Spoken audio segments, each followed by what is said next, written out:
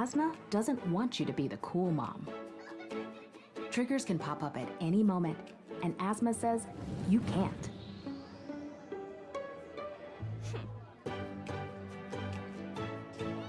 But by making better control of your severe asthma possible, Tezspire says you can. Tezspire is an add-on treatment for people 12 and over that treats your type of severe asthma to help you prevent attacks, breathe better, and relieve your asthma symptoms. Tezspire is not a rescue medication. Serious allergic reactions may occur. Get help for swelling of your face, mouth, tongue, trouble breathing. Rash or eye allergy can happen. Don't stop asthma treatments without talking to your doctor. Tell your doctor if you have a parasitic infection or your asthma worsens. Avoid live vaccines. Sore throat, joint, back pain may occur. By helping control your asthma, Tezspire lets you be you. Ask your asthma specialist for Tezspire by name. Stay all night, stay longer, dance all night, dance a little longer, pull off the coat, throw it on, don't see why you can't stay a little longer.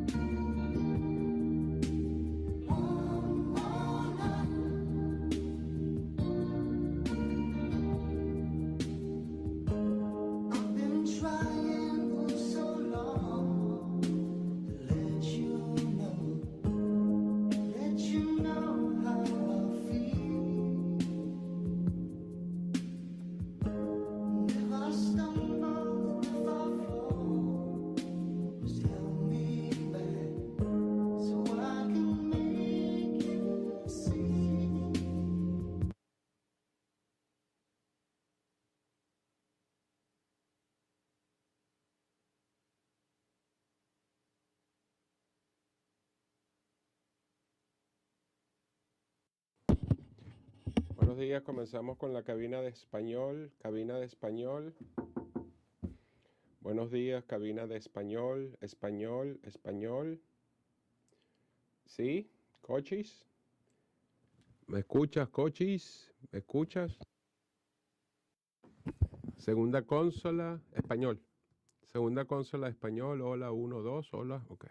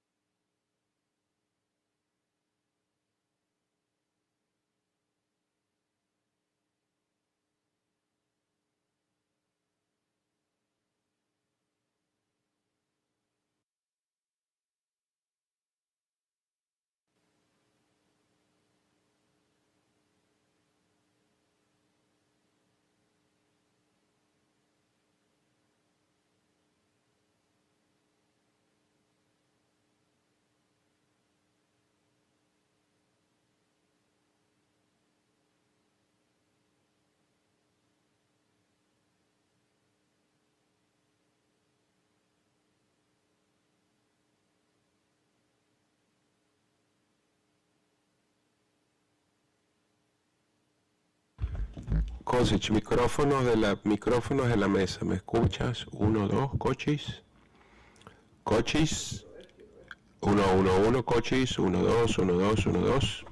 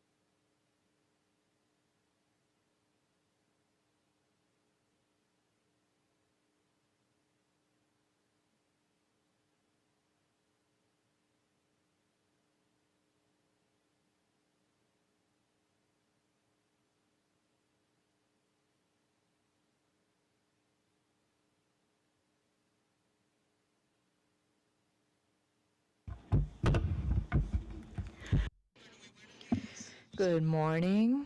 Hello to everyone. We're very thankful for the presence here of the States of Ambassador Nocella. We're very glad that he is participating in this process. And of course, welcome to Ambassador Laura Carpini, who is the Deputy Director General of Global Affairs from Italy. And we also are thankful to those from Liechtenstein who are involved in the work that we are carrying out with regards to topics regarding women, peace, security crisis, conflicts. We couldn't do it without them.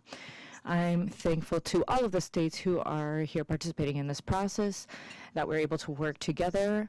I'm thankful to Gisela, who is accompanying all of these cooperation processes in the Inter-American Commission of Women, and to the experts. We have a marvelous group of experts with whom we work, and we've been working with them. Yesterday we had a very intense day, and today we're going to talk about it with regards to a few topics. Without more to say, Madam Ambassador, I would like to give you the floor. Thank you very much.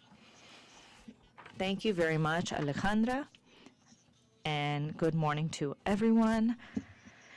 I'm very happy to be able to be here on this occasion.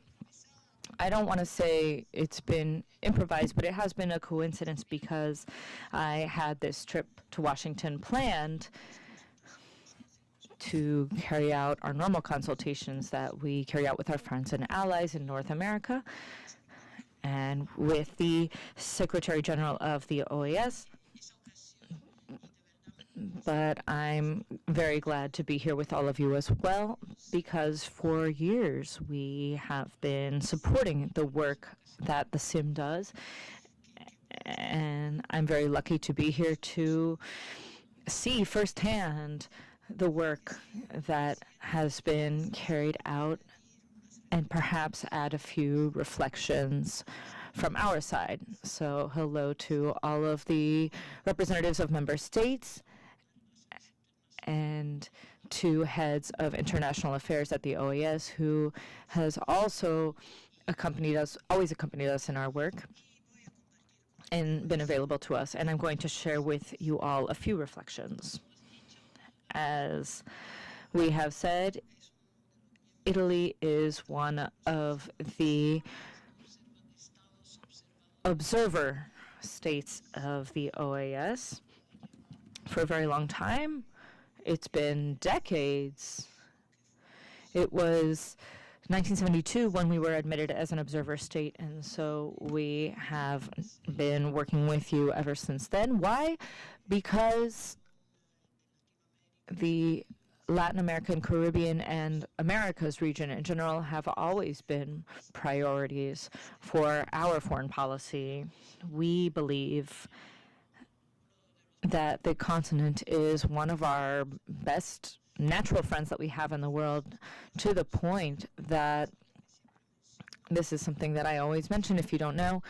This is a reality that most people don't know, but Italy has an Italian-American institute that was founded in 1966, which is to say that the Minister of Foreign Affairs that we had then in Italy decided to place importance on relationships with Latin America, and since then this institution, which initially had a mandate more for studies, for facilitating exchanges, for example, exchanges of students, scientific and research and historical research. And it has transformed into a body of cooperation, and now it has many programs, especially with regards to fighting organized crime and illicit trafficking, as well as with Europe. And that has been part of our policy towards the continent, which defines our policy. And we also provide these programs in addition to our work with SIM.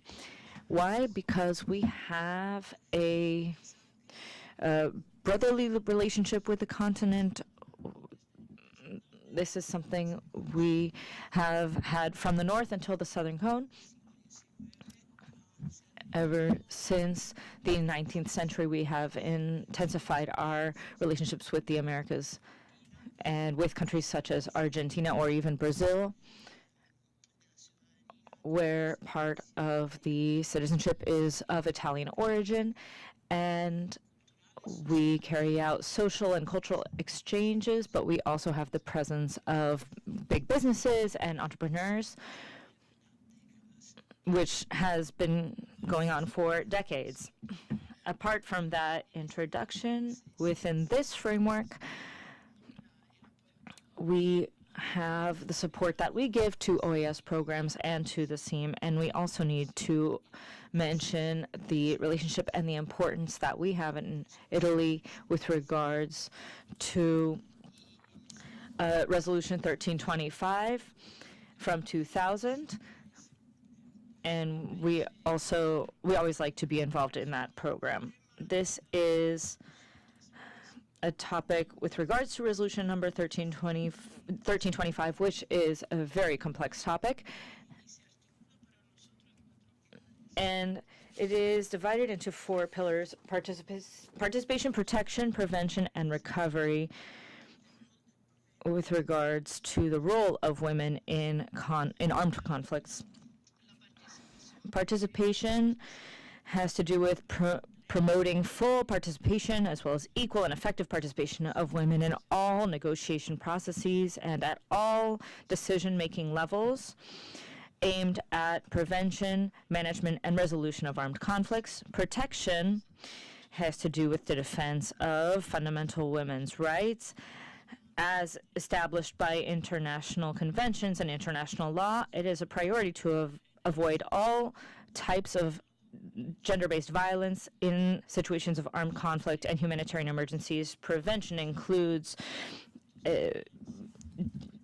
processing other people who have committed acts of violence against women, and strengthening national legislation and supporting women's organizations at a local level. Recovery after conflicts includes the adoption of a gender-based perspective in actions regarding humanitarian aid and how we treat refugees and internally displaced people. This focus also is of help to us when it comes to facing the consequences of natural disasters. Now, since at least 2018, SEAM has been working on this with a regional focus, which aims to contribute to the effective implementation of political rights, promoting access and permanence in roles of responsibility to support recognition of the contributions of women to policy in crisis situations.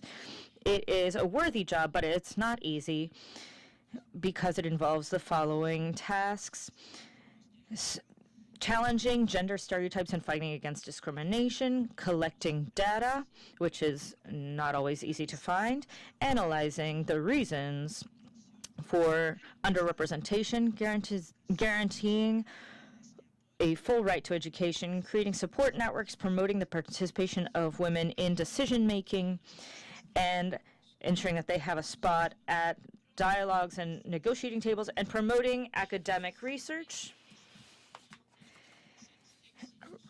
increasing visibility of successes, which also allows us to improve communication, and sharing best practices and lessons learned. And finally, building trust and legitimacy about the role that a woman can take.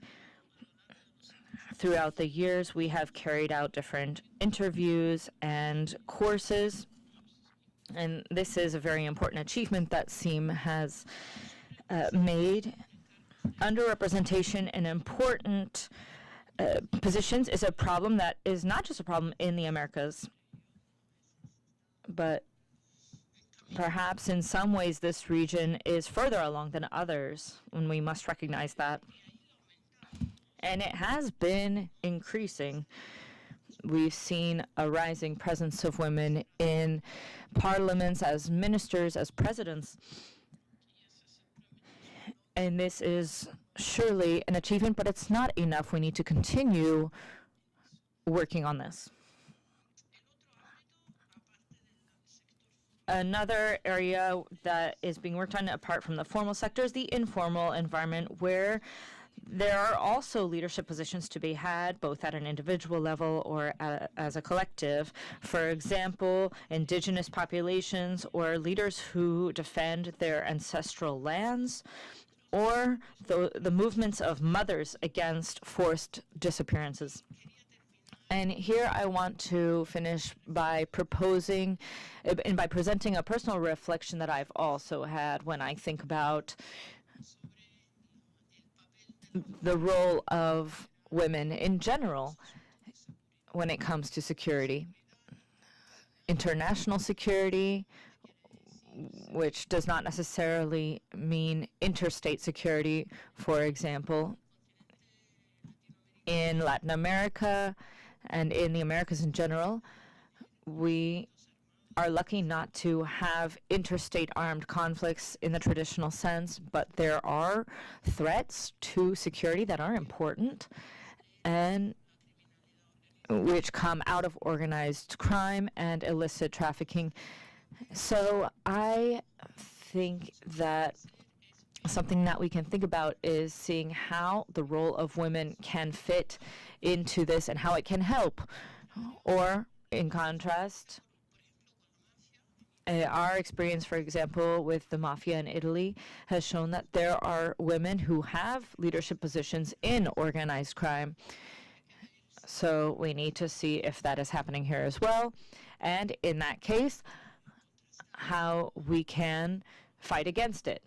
On the other hand, the positive role that women can have in local communities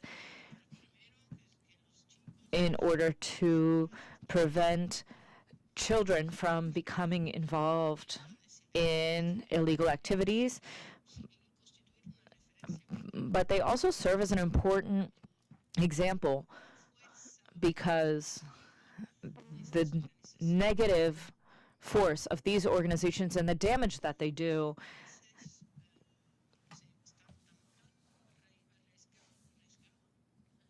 sometimes are so well rooted in their societies.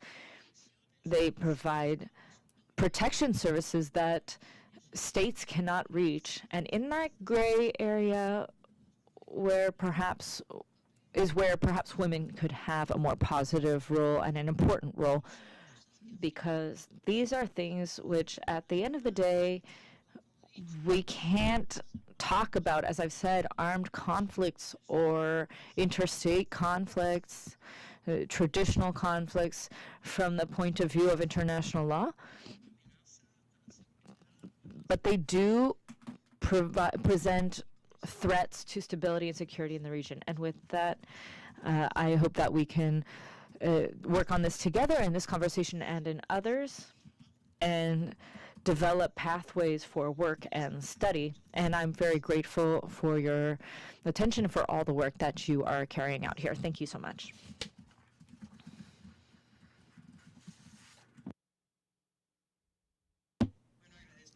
Well, I thank Ambassador Carpini, and I hope that SEAM and Italy continue to work together and continue to be natural allies and friends. I'd like to welcome those who have joined us, the public that is here with us. They're telling me that there are a lot of people watching us from social media. Así que I thank you. I wanted to say a few words about what we're doing here at the Inter-American Commission of Women and how we can continue to work together.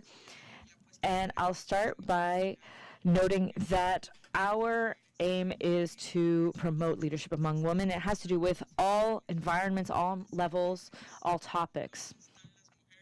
And the central idea is, where are women and why do we need to have decision-making positions and representation? This is an axis that is linked to the birth of the Inter-American Commission of Women's with regards to political rights, leadership, and it's becoming more mainstream with regards to these conversations. It's a requirement.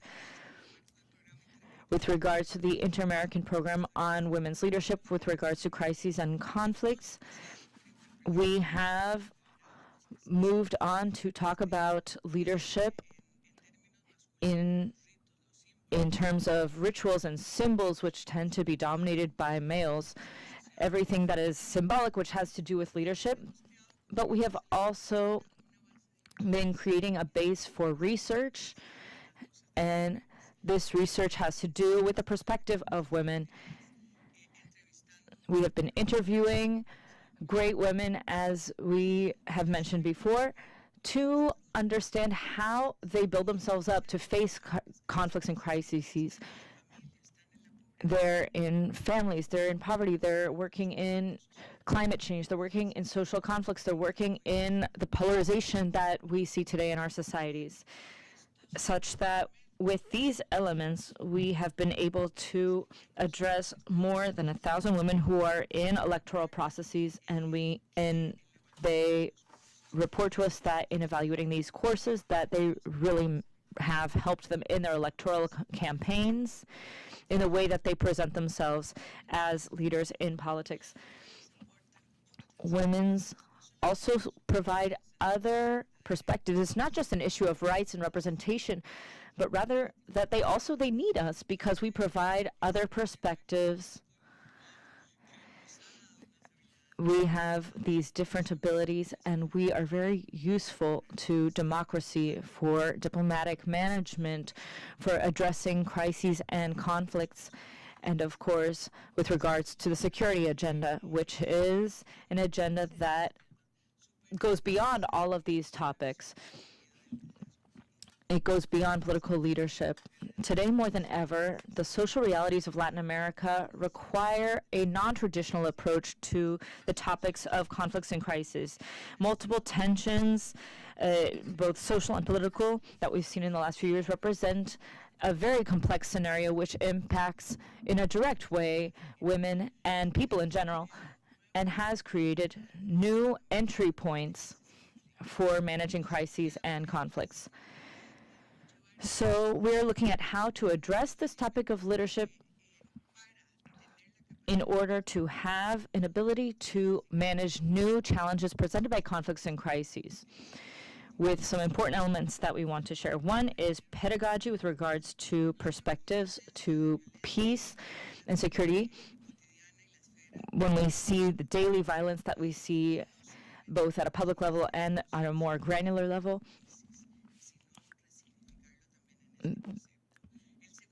the second topic that we want to talk about is leadership from the perspective of women's leadership.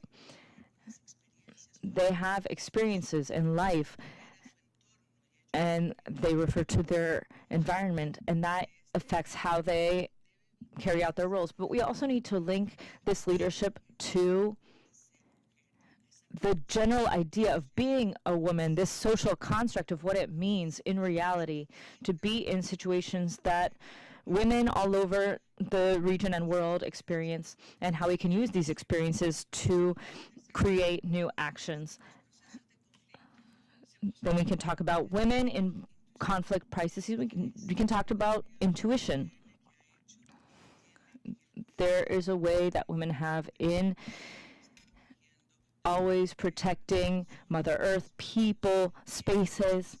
But beyond that, we feel that women are necessary because they provide special tools which can be innovative, effective to manage crises and conflicts, to encourage and build a sustainable peace based on the need for wisdom and knowledge about how to manage these conflicts from a feminist perspective and a democratic perspective, based on the different types of leadership from women, which is linked to this agenda, which is the agenda of equality. Building leadership among women is around a powerful agenda for equality, which is based on caring for each other, life free of violence, economic rights, negotiation, empathy, and topics on how we can do this, which is also an important issue. The women's agenda is also present in negotiation processes and crises, where we can also see negotiation from the perspective of an agenda focused on women and not neutrality, as we have always tried to note, but it is also important to see women represented in these reflections. We also are trying to build a powerful process for a reciprocal learning process and training for women based on women, built to empower women with knowledge to face their current realities. And we have these courses for candidates who can provide their experiences. We had the first one in Colombia. We also have learning, which includes innovative topics such as scenario analysis, mapping relationships and alliances, strategic communications. Especially, this has brought us to a new scenario where we have diverse perspectives on security and dialogues, negotiations. But we also have experts who are here with us, and I'm very grateful to share this time with all of you, and I really am grateful for the work that you have been doing with SEAM, and I hope to continue advancing together in this process. A few important findings with regards to women's leadership is that women have less opportunities for training in topics which are sensitive based on gender, with regards to crises and conflicts, to manage crises in general, and which have an emphasis on promoting women's leadership. On this, I would like to finish by noting that women's leadership in crisis management should consider the following. The agenda for crisis management has changing contexts. It has to address the current situations, which are a determining factor, and it's essential to do so. We also need to talk about concepts that are powerful, such as solidarity, which is built among women and which provides the logic by which we act. We cannot do this without others. We cannot walk alone, but rather we need to walk in community. We need to embrace each other, help each other, form resistance, solidarity against adversity, which is a shared factor in social movements and feminist contexts. It's also present in collective work and in the slogan that we have from Woodcamp, which is "Together we are more powerful." This is not a simple task. It's easy to say it, but it's not simple to do it, because the world pushes us into a certain type of competition amongst ourselves, and break these stereotypes and these mandates is a strategic topic in itself. Dialogue is an exit from this existing polarization that we see in our region. We require active listening, emotional intelligence, negotiation, communication, strategic communication, and more in order to manage the crises and conflicts. Especially right now, we need to learn this in digital spaces, because this is a new way of communicating and a new way of negotiating. All of these topics will be dug into with our experts in the space that we'll have today. The states have much to say with regards to their experiences that they've had in their own territories. And we will also continue to develop awareness about the importance of addressing these conflicts and these crises in the Americas. New entry points that we have identified for SEAM in this context, and we will continue raising the visibility of women's leadership in all of these different areas. And above all, we will make a call to action so that more women leaders in formal and informal positions take up these decision-making spaces, especially in the critical areas of crisis management, such as security, economics, the environment, and foreign policy, among others. We hope to count on all of you with this, and we thank the states and members of civil society in this process. Thank you very much.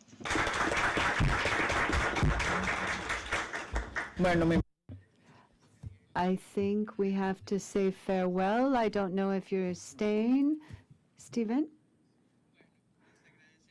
We thank you so very much, and I'd like to give the floor now to Hillary.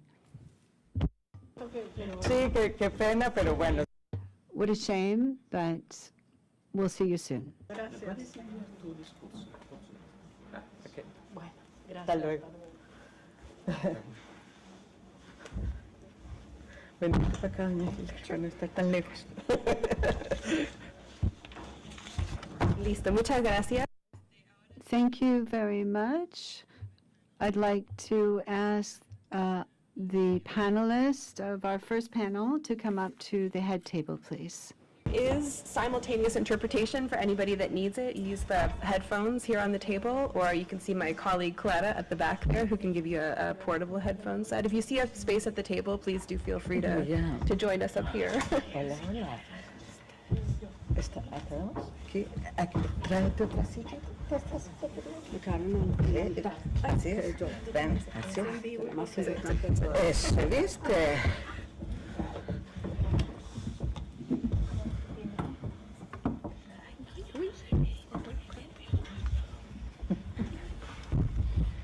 Bueno, bienvenidas.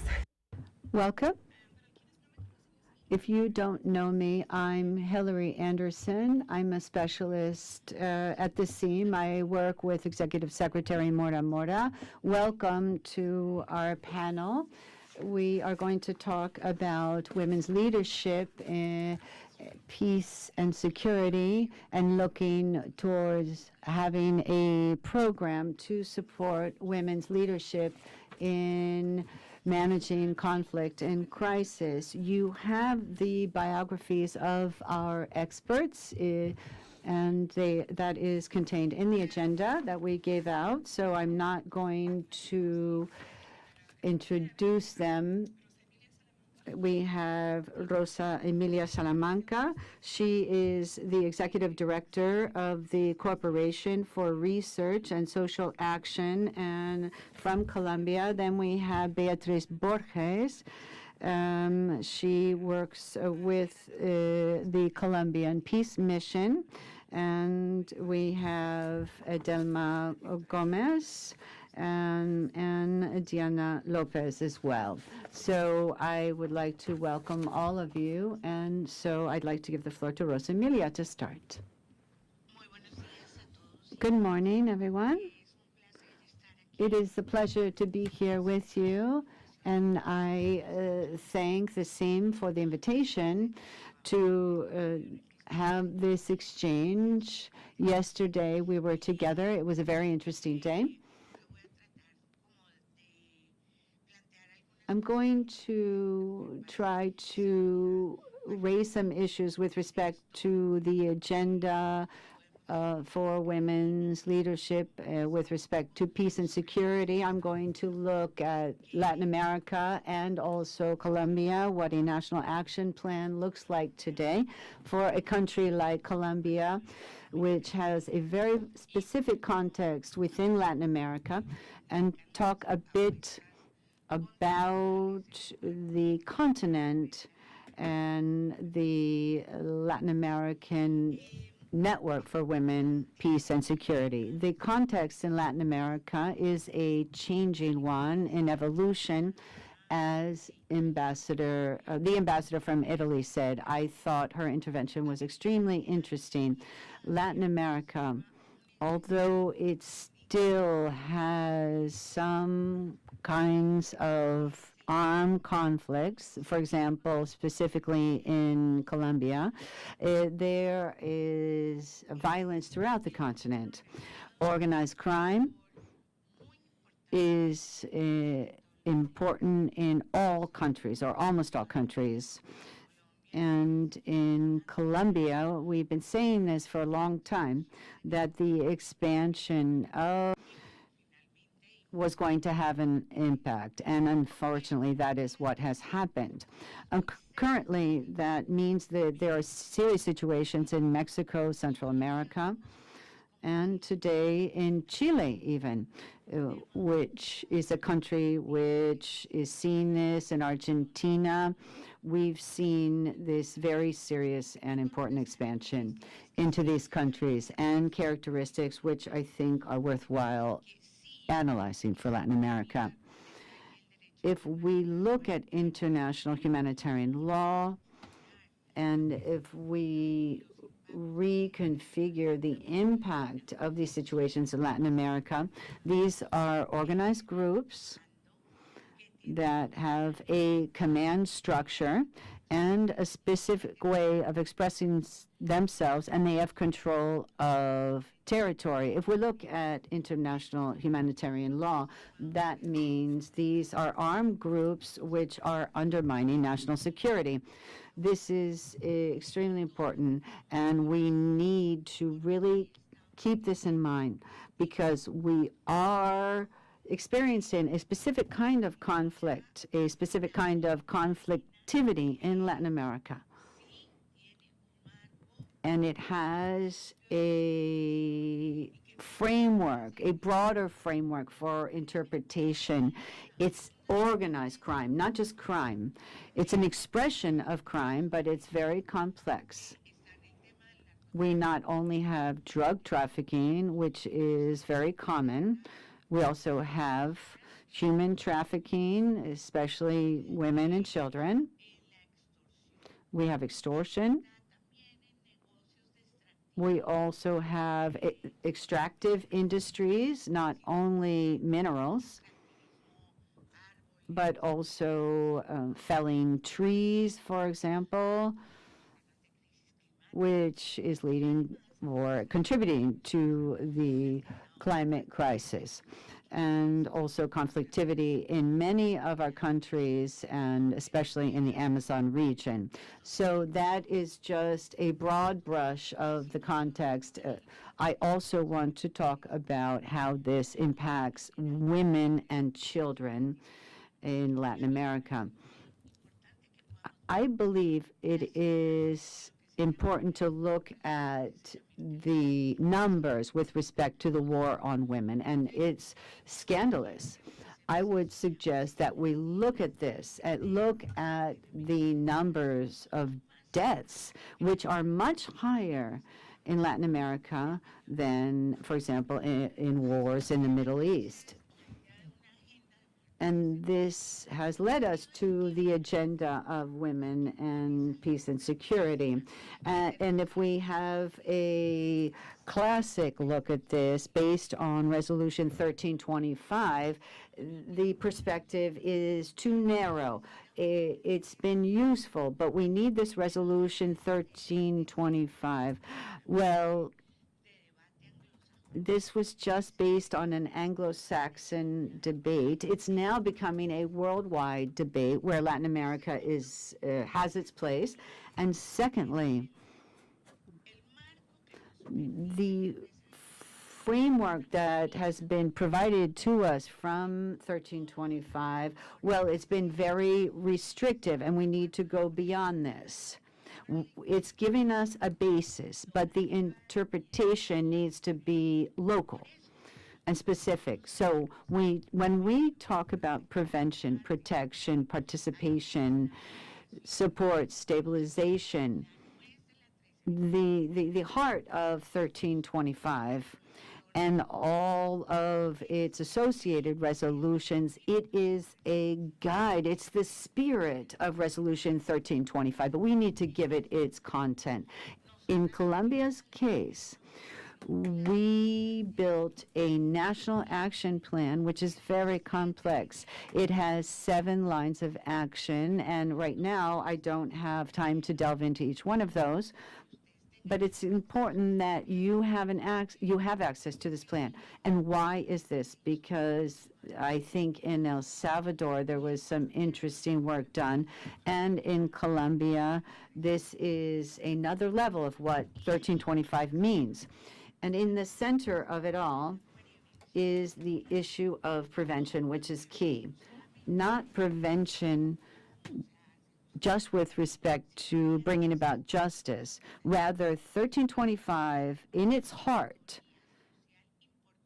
shows us what we can do at a social level, women building peace. And in Latin America, when we talk about peace, continental peace, well, we don't have this conceptualization. We have become used to violence on an ongoing level. So this invitation to talk again about what peace means, not just for countries that are experiencing armed conflict, but also for Latin America in general, is fundamental. What is our horizon for peace in the continent?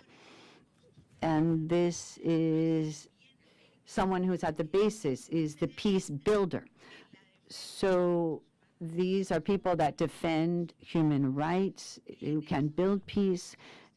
So we, women, need to wonder, women leaders, are they peace builders? And do they have a horizon of peace? And this is a structure for peace? Is it a culture of peace, of deep cultural transformation? This is one of the pillars we need to build in a crisis of democracy, which we see in the world. But in Latin America, it's very extreme. We have a very serious situation, and therefore, at the center of peace building, we have new compacts, new agreements, because we have broken agreements everywhere. We need new agreements, new compacts. And this means promote and build things through dialogue. 1325 makes it look easy. But no, there's nothing more difficult to have a dialogue, to be propositive, and to recognize the polarization, the extreme polarization that exists in the continent. Dialogue is an art to build democracy, sense new future, new hope in the midst of a deep transformation which Latin America needs. Finally, I want to say, for this reason, organizations in Mexico, Honduras, Colombia, Brazil, Venezuela, Chile, Paraguay, many countries, we have come together in the Latin American Network of Women, Peace, and Security. This is a very interesting network which has undertaken debate within the network and outside of the network, and a specific way of learning based on what we know and based on what we want to learn. In other words, amongst countries, we can learn a lot amongst us and between us. And so that's why we want to have an agenda within SIM. It's been a document that SIM has had for a while. It's inspiring. It has to do with women, peace, and security. We want to build political, social, economic alternatives, and we want to transform conflict. And so this is an opportunity to have this agenda, women, peace, and security. Thank you very much. Muchas gracias. Thank you very much, Rosa Emilia. I think that is very important, the points you made, to have a broader agenda with respect to women, peace, and security, and that we can be more integral and ambitious.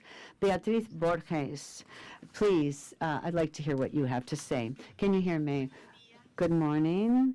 I'm very happy to be here, very grateful to be here, which shows us in a practical way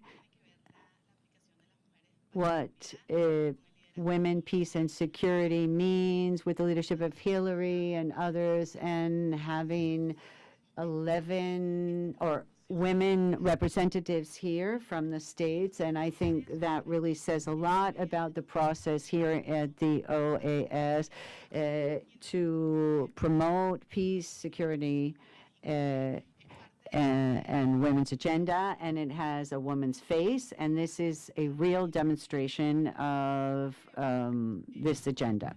Now, with reflection on the abstraction of the fact that we're at a time of challenge, global, local crises, and it shows us how this makes sense. And so I think we need to ask our questions. We are in a situation in which the world is changing, and globally, peace can have an impact, and if it has an impact worldwide, it can have an impact locally. The agenda for peace, security, and women, it's not just an abstract concept. Today, it represents minimum guarantees to invest in democracy, to invest in stability in each of our states. I think it is a way to construct human security. This is needed for governance and for human rights, which are the basis of peace. And why should we talk about this agenda? Well, we need to converse, we need to make decisions about this. And definitively, what we have seen because of conflict and security, they not only tear down social fabric, but they make governance impossible in our states in the region. I am Venezuelan, and if there is a terrible example, it's what's going on in my country. And I come from the women's movement, civil society, and we have these early warnings. And for many years, even before things got so bad, so serious, we said there was going to be a crisis based on international standards, a humanitarian crisis. We talked about the multidimensional aspects, the violations of human rights, and the voiding of our institutions, the fact that institutions were not guaranteeing the rights of Venezuelans, and what we have seen with respect to human mobility, organized crime, peace and security. Well, we've seen the consequences, but we could have worked on this. We could have worked on prevention, but this is linked to democracy, institutions, participation. And so we need to understand that strengthening internal peace and security is not just a domestic need. It is a need where states need to be aligned in their commitment, where states need to comply with international obligations on which there are agreements. And given the warnings, and believe me, in Venezuela, things can get worse, and I don't want this to happen, of course. If we need something in Venezuela, we need to go back to our country to have growth, to have democracy, but we need to have responses. And so we need to promote this agenda. It is something that we know, but we're not doing. Is it more costly to invest in prevention? No. Preventive action is cheaper. It means that we need to act. We need to work on what Rosa mentioned, structural causes. Indeed, working on this means that we don't have to respond to a crisis which demand resources, demand skills. It's much more costly and bring about suffering and pain to many, many people. So I would call upon the diplomats here to take up this leadership. This is an appeal I'm making here at the OAS, how diplomatic missions can lead and promote peace. This will allow us to build sustainable peace, and based thereon, we can strengthen what we are talking about in civil society, coordination, investing in peace in our countries gives us something essential, which is shared stability. And that's where we need to focus our efforts. And this is an evolving situation, but I want to mention something that is very complex, and that's artificial intelligence, which has to do with this conversation about peace and security and how its ethical use can contribute to identifying these patterns of violence, to preventing conflict. We also need to think in terms of what regulations we need, because it can worsen situation, bring about social control, surveillance, disinformation, violation of human rights, in actions which are essential but can violate human rights. So we need hemispheric governance with respect to this issue that includes artificial intelligence, peace strategies, and risks to democracy. From the perspective of what SEAM is doing to think about specific things, the points of entry in states in their commitment to peace. We're not beginning from zero, and that we need to embrace that. We have many lessons learned. There are actions that already exist that can be strengthened, and coordinated action is stronger. And I'd like to mention 4, which are fundamental to be able to exercise specific actions based on this conversation and based on the actions that we are promoting. Of course, prevention policies in the territories, specifically looking at populations at risk, women and youth, education for peace, sport, art, and promoting women, our experience in transforming communities. When you bet on women, you are not only betting on them, but you're betting on their communities. They are leaders that can bring about transformation, and that bet on them is a bet on everyone. So I think that without a doubt, this is a fundamental entry point that we need to repeat based on what we've done, but it needs to be better coordinated. Another is institutional capacity with a human rights perspective. All of those that work on security and peace have better justice system, have protocols for victims.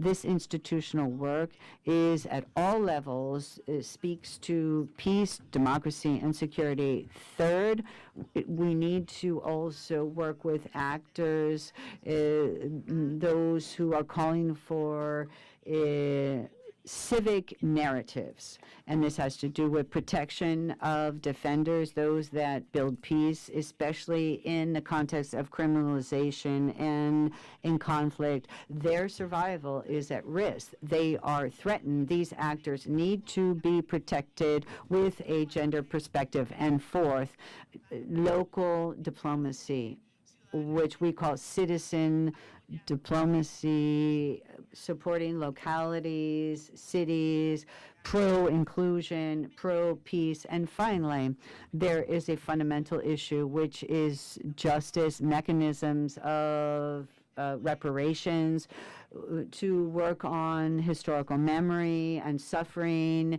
We need to avoid repetition of crimes. And I will conclude by saying that in all of these arenas, women's leadership is key.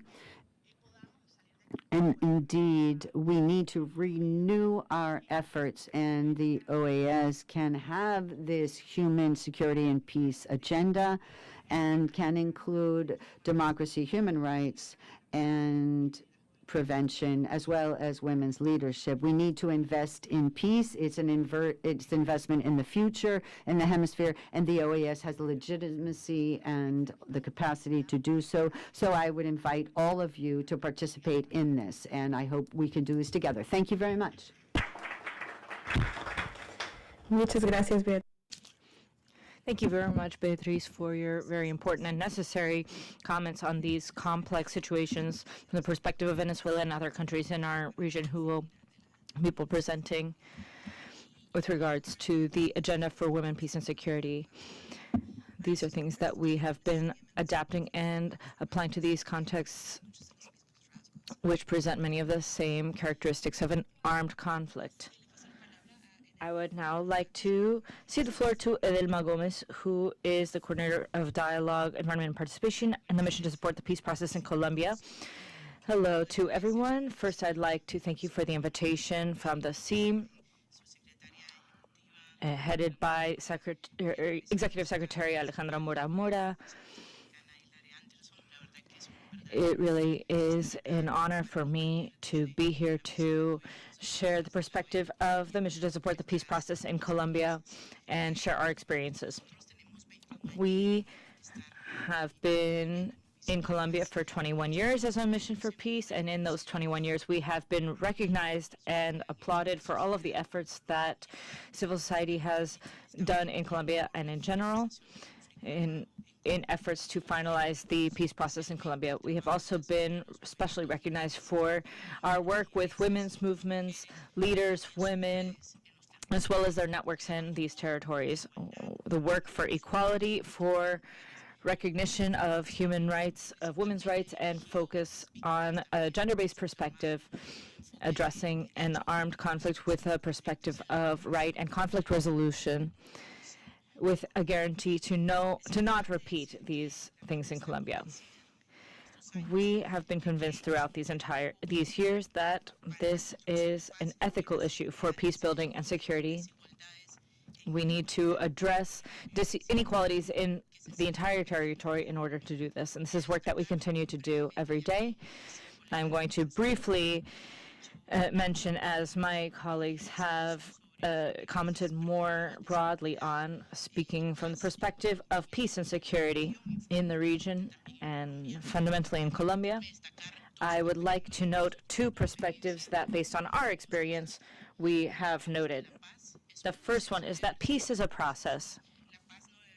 Peace should not just be seen as the signing of agreements, the dismantling of structures or armed groups. Peace is not solely the turning over of weapons. It is a constant process of building in our territories. It's a continuous process, not just to achieve the absence of violence, which is the basic factor, but rather a social transformation, and a transformation that takes into account gender and different contexts in our regions. It's also an economic transformation and implementation of these public policies, which were built throughout all of the work and the noise that these social and women's movements have made in these territories.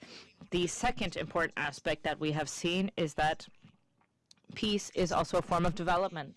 This is important because it's a fundamental component within sustainable development, because it addresses violence and conflict in these territories, which make these economic and transformative processes more difficult in our territories. When we came to these areas, we asked people from day to day what was a priority for peace. It was development, economics, transformation.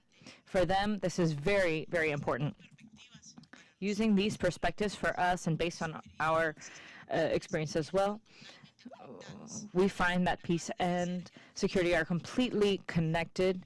Peace should be the goal of security. Security should prioritize peace. It is a way of achieving transformations and ensuring that we have these focuses on law in these areas.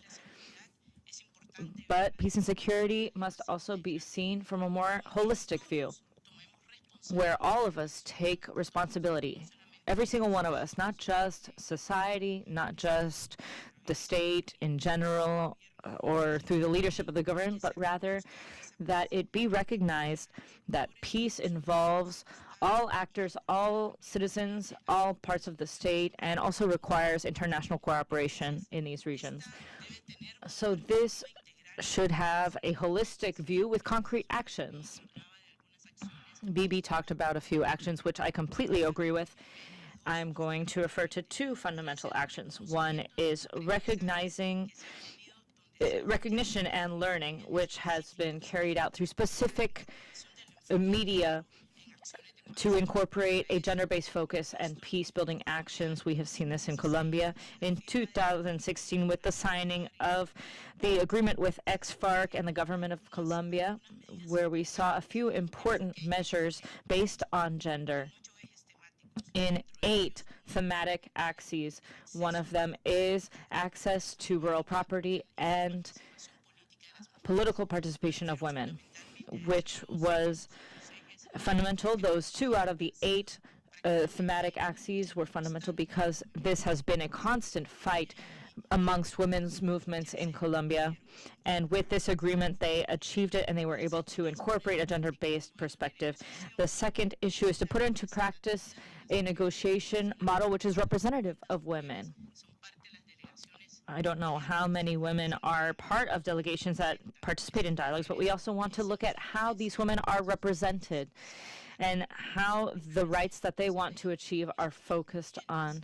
We need to have inclusive processes, negotiations with regards to armed conflict, which we see in the materialization of the Women, Peace and Security agenda.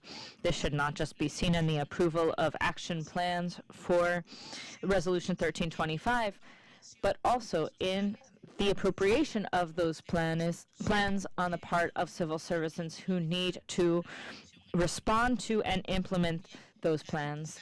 And they also need to guarantee, of course, resources, funds. Action plans are not just carried out based on goodwill, but they also require resources and funds in order to achieve their goals in all territories necessary. Finally, I would like to say that it is important that all of this learning and all of this participation by women leaders, not just in Colombia, but of course throughout the Americas, requires the need to continue including these topics with regards to a focus on rights. Obviously, everything that has to do with security, peace, and women, because these actions are going to strengthen democracy in our countries. Thank you very much.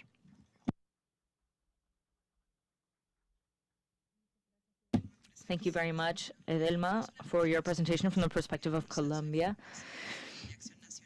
with regards to formulating plans of action with regards to women, peace, and security.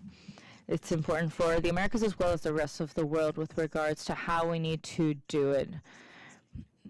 But we also see that we are facing challenges with implementation. We will close this panel on perspectives from peace and security with Diana Lopez. Go ahead. Thank you very much. I don't want to repeat what my colleagues have said, so I would like to talk a little bit about how this reflection comes about and how it can move forward. I'd like to note that throughout the last few years, through the work of the SEAM, we have been carrying out an analysis about how to broaden these security spaces for women's leadership. And as all of my colleagues have mentioned, we're doing it in a context in which we are not seeing armed conflicts between parties in a traditional sense, but rather within scenarios of conflictivity where we see a number of threats which impede the quality of democracy and the quality of life of people, as well as their security, not just in states, but especially with regards to communities who are feeling the strongest impacts. And that includes women and children.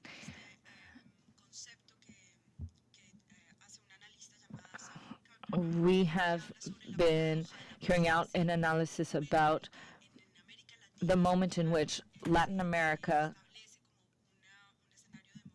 is established as a space where there is a certain level of state stability and democracy.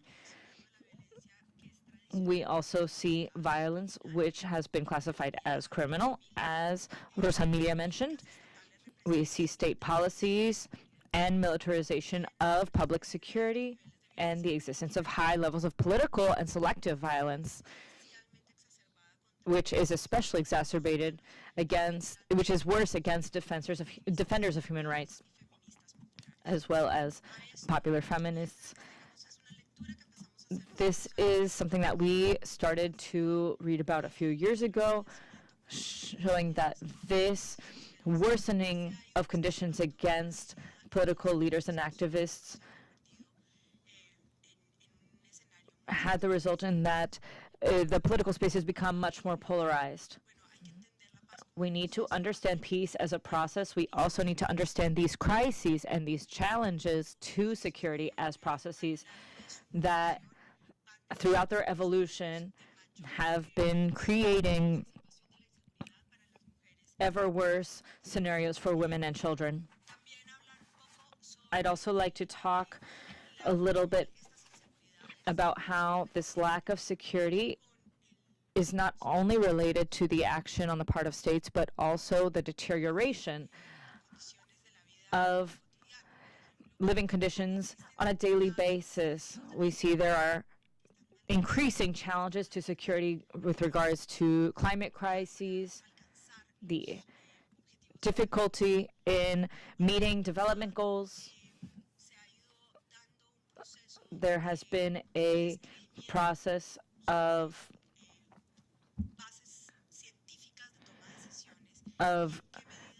deteriorating use of scientific bases for taking decisions, and this not only makes survival on the planet more difficult, but also makes civil coexistence more difficult.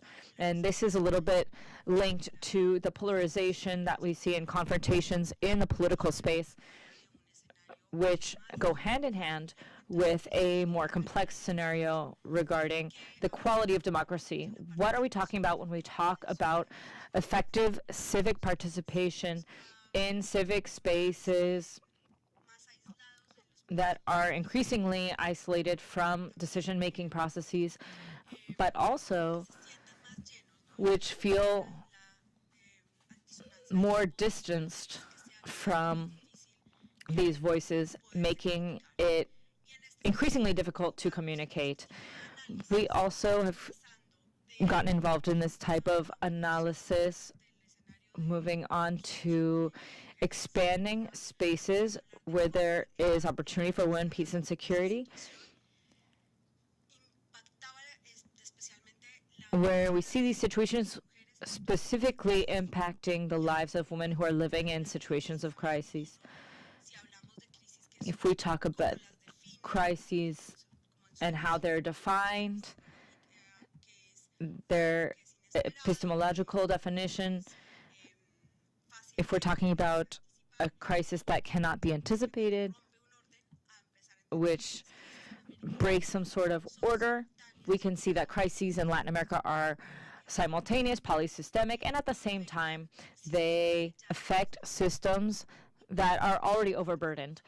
And that is why it's important for us to begin to listen to the voices of women and see where we can come up with strategies not just to deal with crises, but also to develop resistance both at the community and family level to be able to overcome these situations where they're experiencing insecurity, both at the state and local level. This is part of a process of peace building based on observation of the typical characteristics of women leaders and putting a special emphasis on listening to what their needs are, their diagnoses are for these moments. There are times when we need support from international organizations to create a greater voice than what these women have in their states. And I'd like to thank Hillary and Alejandra for the work that they've done at SEAM to maintain this spirit of expanding spaces for women in security based on this perspective, but also I'd also like to thank the states who have given us an opportunity to be heard more frequently and to provide these diagnoses that we have of the context that we're living in and the context of security that we see, because as Bibi said, We are part of these great bodies of early warning systems.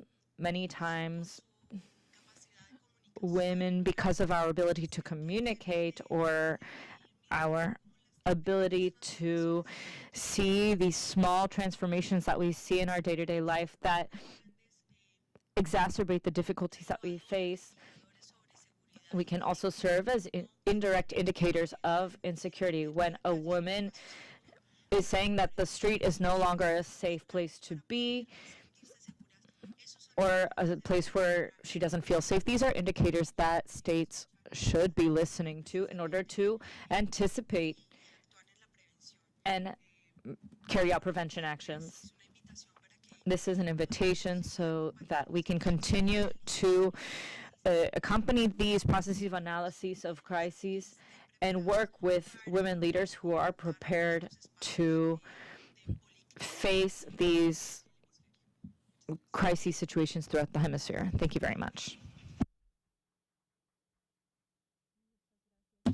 Thank you very much, Diana, for that call for plurality in addressing conflicts and crises, especially the demands of women in this space, which allows us to make a call for dialogue. We have a few minutes to close out this panel. I'd like to invite the states who are here with us today and the other guests, if they'd like to ask any questions or provide any of their own personal reflections, to go ahead and share.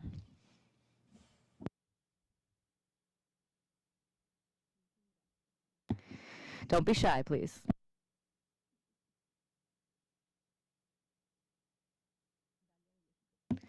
Dalia from Mexico, please go ahead. Thank you very much, Hillary. Thank you very much to everyone for these very valuable insights. Mexico is really grateful to this panel. It's very pertinent, and we believe that it is very valuable to hear what you all have to say. I just have a question for Diana. The question is, if you could explain a little bit more how SEAM is interpreting this data and how it is expanding upon the link with the quality of democracy and women, peace, and security. It wasn't very clear to me. Thank you very much.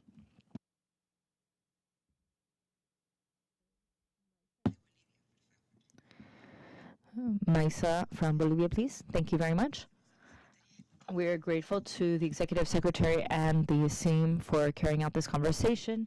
We're also thankful for these important presentations from the perspectives and the knowledge of these women with regards to crises and conflictivity that we are seeing to create a dialogue for peace building. From Bolivia, our own constitution promotes a culture of peace and the right to live in peace and harmony with our Mother Earth, as well as cooperation among peoples of the region and the world. We also establish equality of opportunity between men and women with mechanisms that we have implemented in the last few years to always encourage women's political participation. Along this line, and in line with the topics that we have been talking about, we have carried out different activities to channel women's leadership and participation in peace building.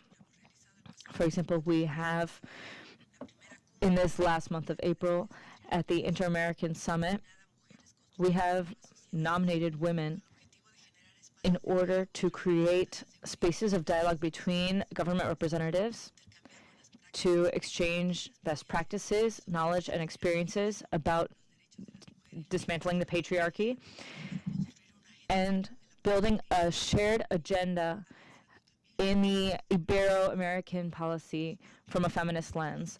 We also have participation from many leaders throughout the region, as well as different regions of the world. We also have technical support from UN Women, the regional director for America and the Caribbean, as well as other international organizations such as ECLAC and more. We're sorry that SEAM was not able to participate in this. We missed them, but we're glad that they're able to participate in other efforts. For those who are not familiar with the concept that I mentioned, dismantling the patriarchy, this involves different public policies and a plurinational identity to eradicate the patriarchy by transforming structures, relationships, customs, and behaviors that show power imbalances and lead to the exploitation of women on the part of men. In our first Inter-American Summit on Dismantling the Patriarchy, we have advanced in creating an agenda for women to design a way to dismantle the patriarchy throughout in the last General Assembly at the OAS. Additionally, we are working to elaborate an action plan for women, peace, and security with a focus on dismantling the patriarchy in line with what we have expressed in our political constitution and with Resolution 1325 from the United Nations Security Council. Thank you very much for this dialogue, and we hope to continue to be able to inform you on our advances with these topics. Thank you very much. Thank you very much. Ecuador, please. Go ahead. Hello to all of the panelists and to the Executive Secretary of the SIM. And on behalf of Ecuador, I'd like to express our recognition of this very interesting conversation, which addresses an urgent and necessary topic such as the role of women in managing crises and conflicts. Ecuador is committed to peace and multilateralism and human rights and agrees with what has been expressed by various panelists in this conversation and believes that security and stability in a lasting stability require significant participation from women at all levels with regards to peace processes and decision-making with regards to security. Within this framework, Ecuador has incorporated a gender-based perspective in its policies of defense, security, and foreign affairs in order to prevent gender-based violence in conflicts. We focus on women and children who have been affected by forced displacement and call upon women leaders to participate in processes such as transformation with a national action plan on women, peace, and security, which has three main goals: prevent and sanction violence against women in conflict contexts, promote active participation of women, children, and teenagers in peace building, and strengthen the resilience of communities with a focus on human security. This plan reflects my country's firm commitment to supporting those who are responsible for security and a gender-based focus. Ecuador has also been providing dialogue spaces on peace and security with a focus on gender and the participation of civil society and state entities, which have been included in the process of developing a national action plan, which is what I had mentioned, which is based on Resolution 1325. The aim is to ensure a lasting peace, which cannot be done without the participation of these actors. We hope to advance on the Women, Peace, and Security agenda by listening to these voices and including them. Thank you. Thank you very much. If there is no one else who would like to make a comment, Catarina from Chile, please go ahead. I'm sorry.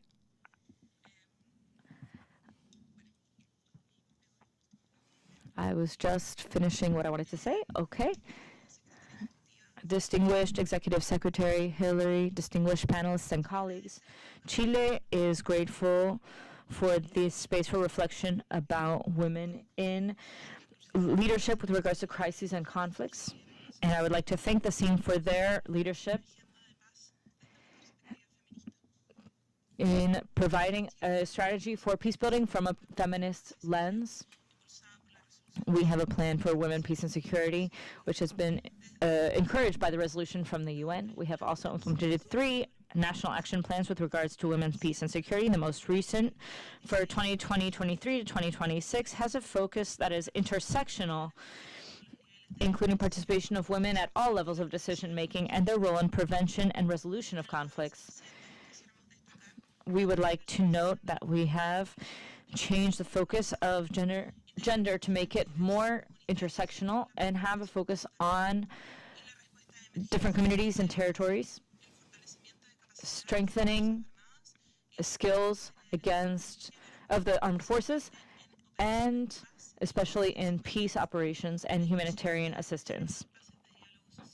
including women in social, environmental, and territorial conversations.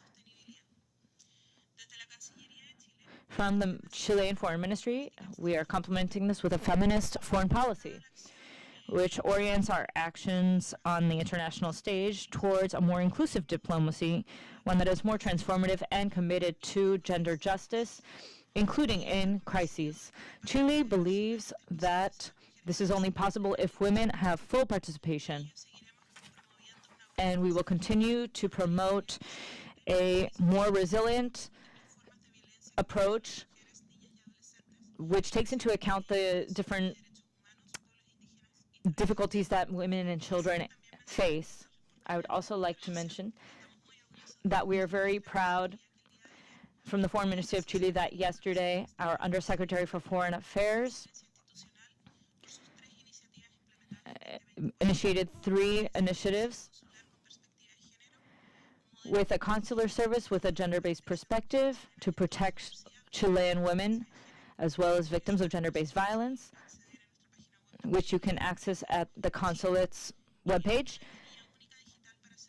and with a digital unique window for people to access, which also complements the implementation of our feminist foreign policy.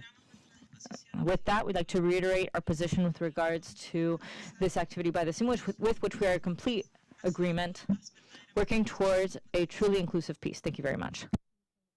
Thank you very much.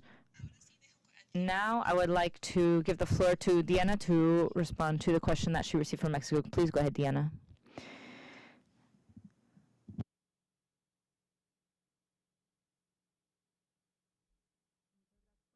Thank you very much for the question.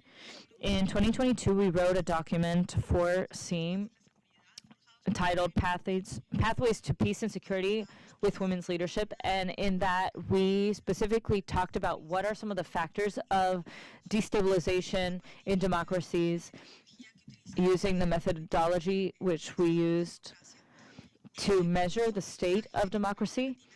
In Latin America, we've taken into account specifically the impacts that this has on the lives of children and women. There are things that have changed since 2022. At that moment, we knew that artificial intelligence was starting, but we weren't quite prepared for what would come. We saw polarizing discourse where we saw ever-increasing divides between ideologies, and this is making it difficult to have difficult conversations. What we've been talking about for the last few days as experts is the creation of echo chambers where we see that we're all in our small bubbles of work or bubbles of beliefs, and we need to find a way to break through those bubbles and talk with people who have different ideas. So very briefly, these destabilizing factors, which we've seen up until now, have to do with the crisis of representation in political parties and traditional leadership, such as labor unions, more traditional focuses on mobilization in the political space, the existence of patterns and conditions that erode democracy, facing the deterioration of mechanisms for control in governments and civil liberties. So we have this issue of a certain trend to find spaces that are separated between the executive, legislative, and judicial branches. And we also see that there it is smaller and smaller spaces for these kinds of dialogue where we see commitment, civic commitment, to facilitate these conversations. The representation of leaders at the same time has facilitated this connection and lack of connection that we see via social media, making this dialogue a lot more confrontational, and where we see that every individual can selectively choose where they want to channel their civic action. And we also see that there are many challenges to develop these connections. We often see that as part of political campaigns, there is, from the very start, a lack of trust with regards to what the results will be, and a delegitimization of voting as an expression of the popular will. And we see that there's a constant questioning of results of these actions and events. And there's also a distrust of the role of money in politics. We are also seeing at this time that there is a majority of the population which understands that states will not be addressing their needs. And this is another line of analysis that we have been looking at over the past few years, where we see the deterioration of the traditional democratic model in which there's limited effectiveness with regards to states when it comes to guaranteeing rights. This is something that, despite the fact that this document is from 2022, it has a lot of lines of study which aim to take these issues, among them the deterioration of democracy, and look at how it affects security, and how, looking at those same points, we can find entry points in order to increase the role of women in the space of security in the Americas. Thank you very much. I think Rosa wanted to intervene. I also wanted to follow up on what was just said by my colleague, and I wanted to contribute to this discussion. I believe that democracy is a fundamental space where we should all feel safe. So a democratic exercise or a democratic space where we don't feel safe is a space where democracy is compromised. So it seems to me that the issue of security on this agenda of women, peace, and security, well, security is something we need to recreate. And from a feminist perspective, we believe that security and safety is built with people, not for people. And that's a different vision, because it is the people, the individuals in their space with many blind spots that we can't see at a global national level, where we need to create new concepts about what security and safety mean. So we did an exercise in Colombia with about 18 municipalities where there is armed conflict. It was very interesting because many perceptions were expressed with respect to security and safety, and it gave us an integral picture of security, what women call daily security. It is security, but where I live, not in theory. And in this daily security, according to women, there was a very interesting idea about the integrality of security: physical security, political security, cognitive and emotional security, economic security, and one that's very specific, spiritual security. And we did the overall analysis. Afro, campesina, and indigenous communities participated. And we asked them, what is spiritual security? It's not religiosity. It's not the practice of religion. Rather, one of ethical, harmonious living, respect for others, care for others. And I think the variables are quite different in this sense, because we came up with 3 variables. Well, something different. A variable is protection, another variable is care, and another are risks or risk level. And this is something that is built by individual citizens, collectively, and by the state.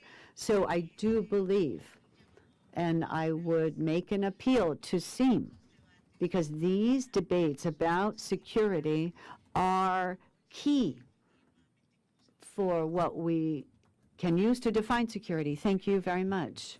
Thank you, Rosa, and thank you, Beatriz. To conclude, just briefly, for Venezuela, how do we tropicalize the agenda for women? In the case of Venezuela, democracy comes first. If we don't have democracy, we don't have a place where we can guarantee human rights. If we don't have human rights, we don't have security. And if we don't have democracy, human rights and security, well, cannot exist, and we don't have peace. And in the case of Latin America, we need to tropicalize the agenda, because in conflicts like Venezuela, although it has a humanitarian dimension and other international dimension, its basis is political. So the main discussion about this needs to be in our implementation of this agenda.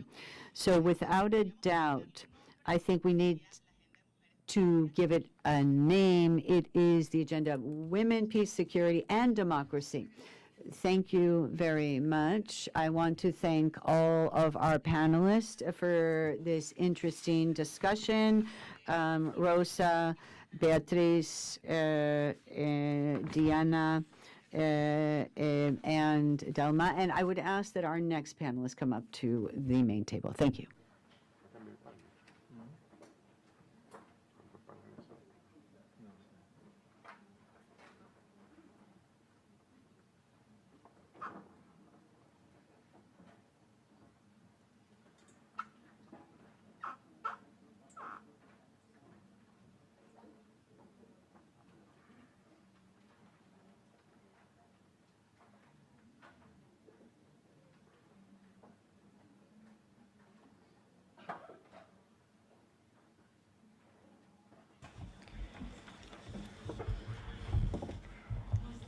Listo. Again, I welcome all of you. I welcome all our panelists. We have Virginia Garcia Budo. She is a consultant in strategic communication.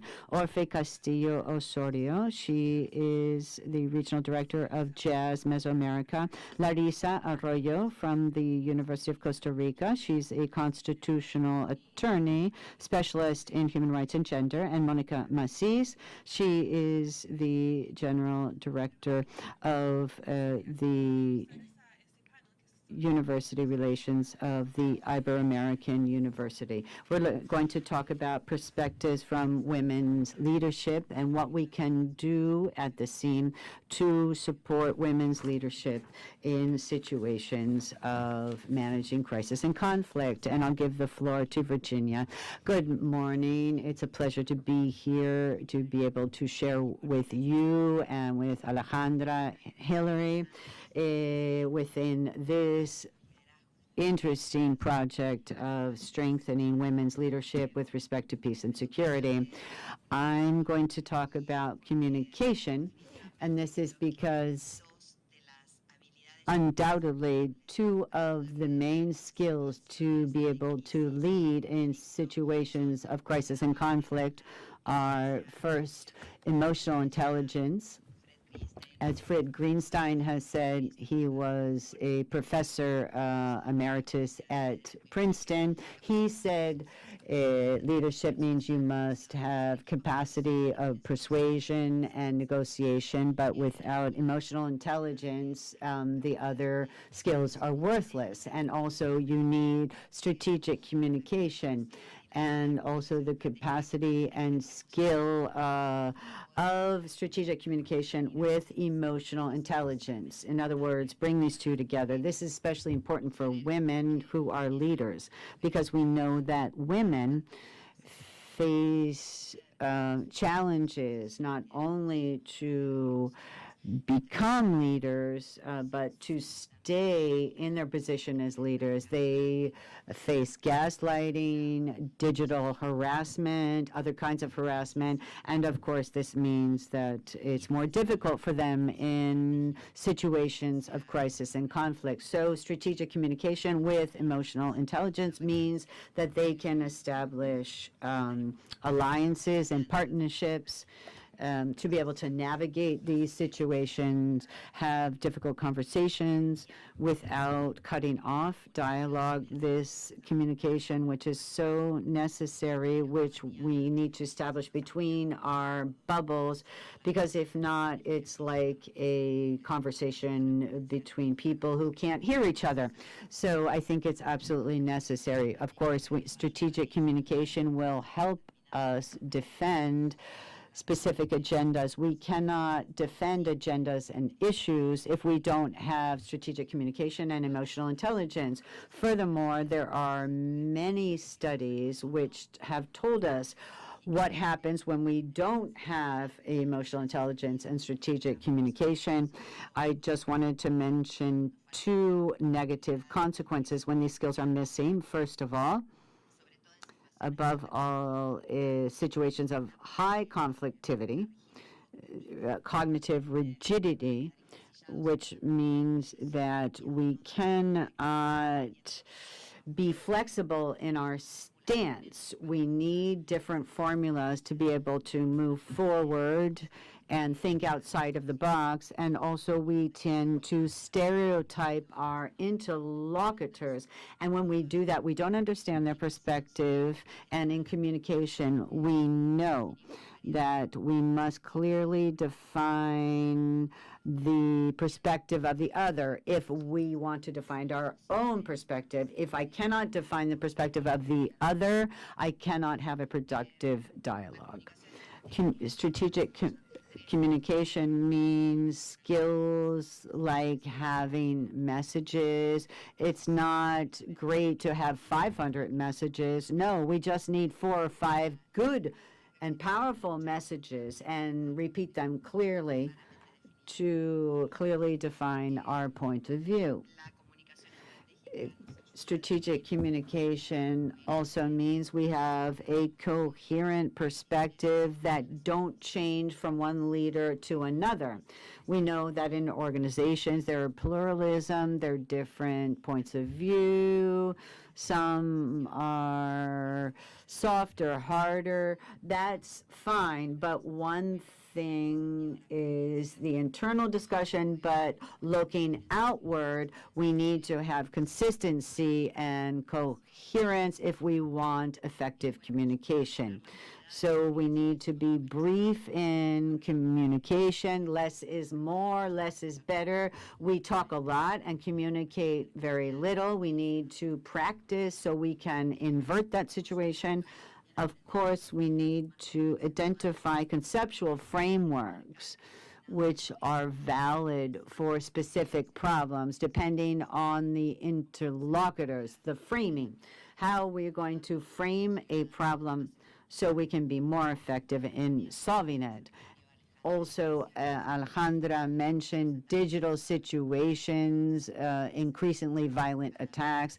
Women increasingly face challenges. And in that sense, communication can provide them with tools to fight the impact of these attacks, manage them, and if necessary, respond to them. Communication is not magic. It's not everything, but it does help. And so my appeal is to invest in communication skills and capacity in women leaders. This is not a question of luck, rather it is a question of preparation and skills. Thank you. Thank you very much, Virginia. And so we want to invite you to our training courses. Not all of us define ourselves as leaders, but we do lead from our particular positions.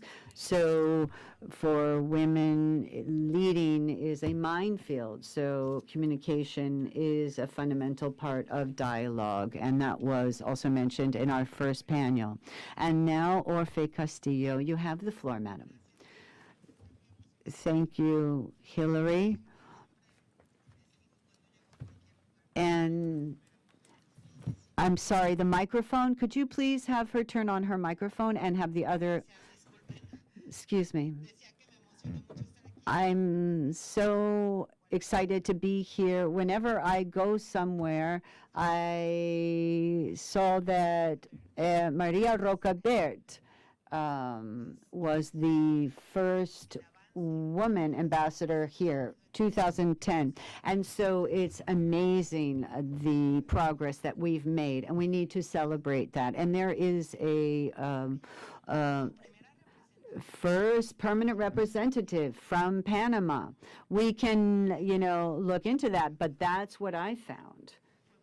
And, well, you can tell me about whether, you can correct me if I'm wrong, says the speaker.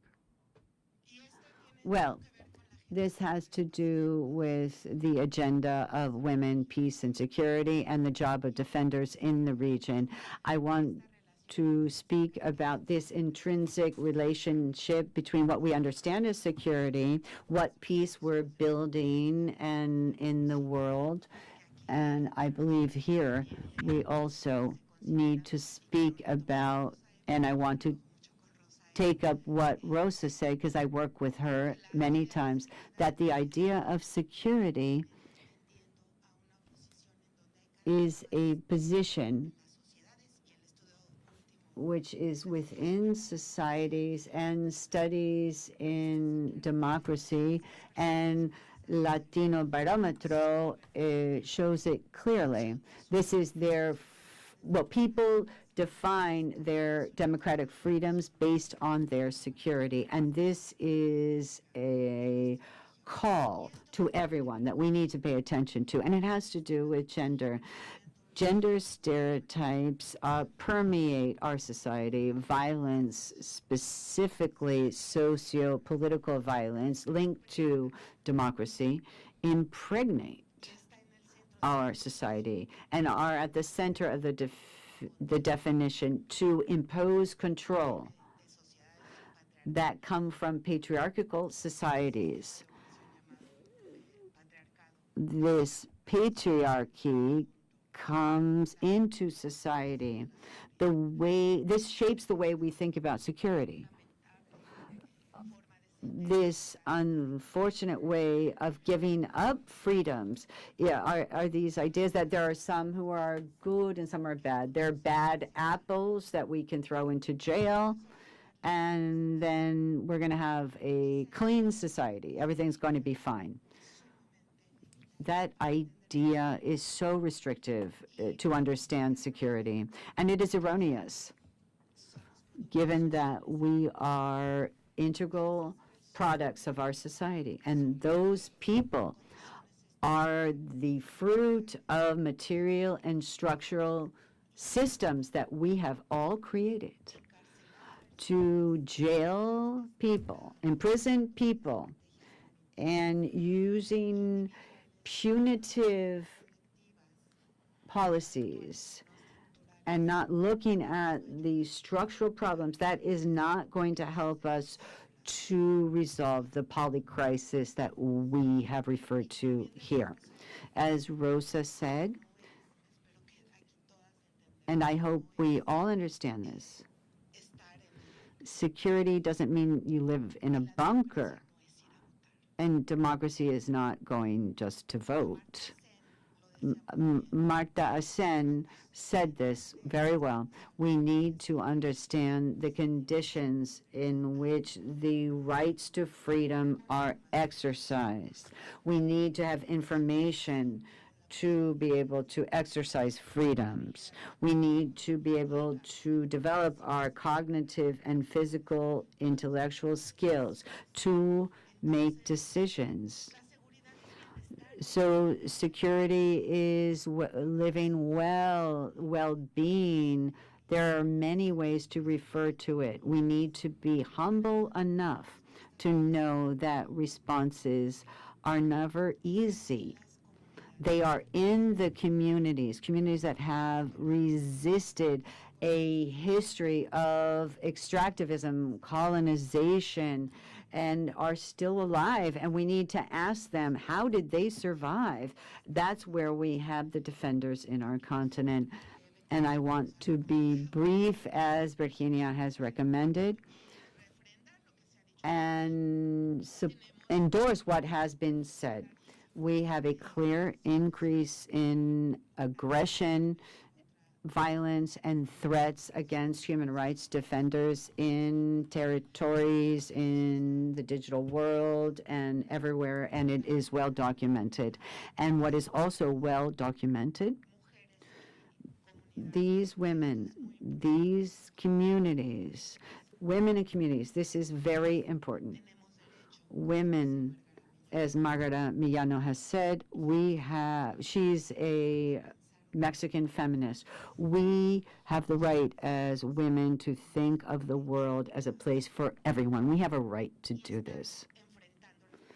Women who are addressing climate crisis, insecurity, the health crisis, the environmental crisis, and during COVID, became clear, it was documented, that women had to take care of people, that their lives became more precarious, and that this was key for our lives and our communities, and that there are key values that Rosa referred to, an ethical sense and clarity of the interdependence between men, women, children, plants, animals.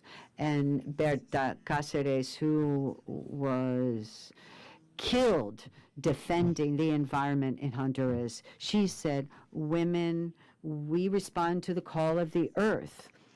We are responding to the call of life from our earth, from our communities.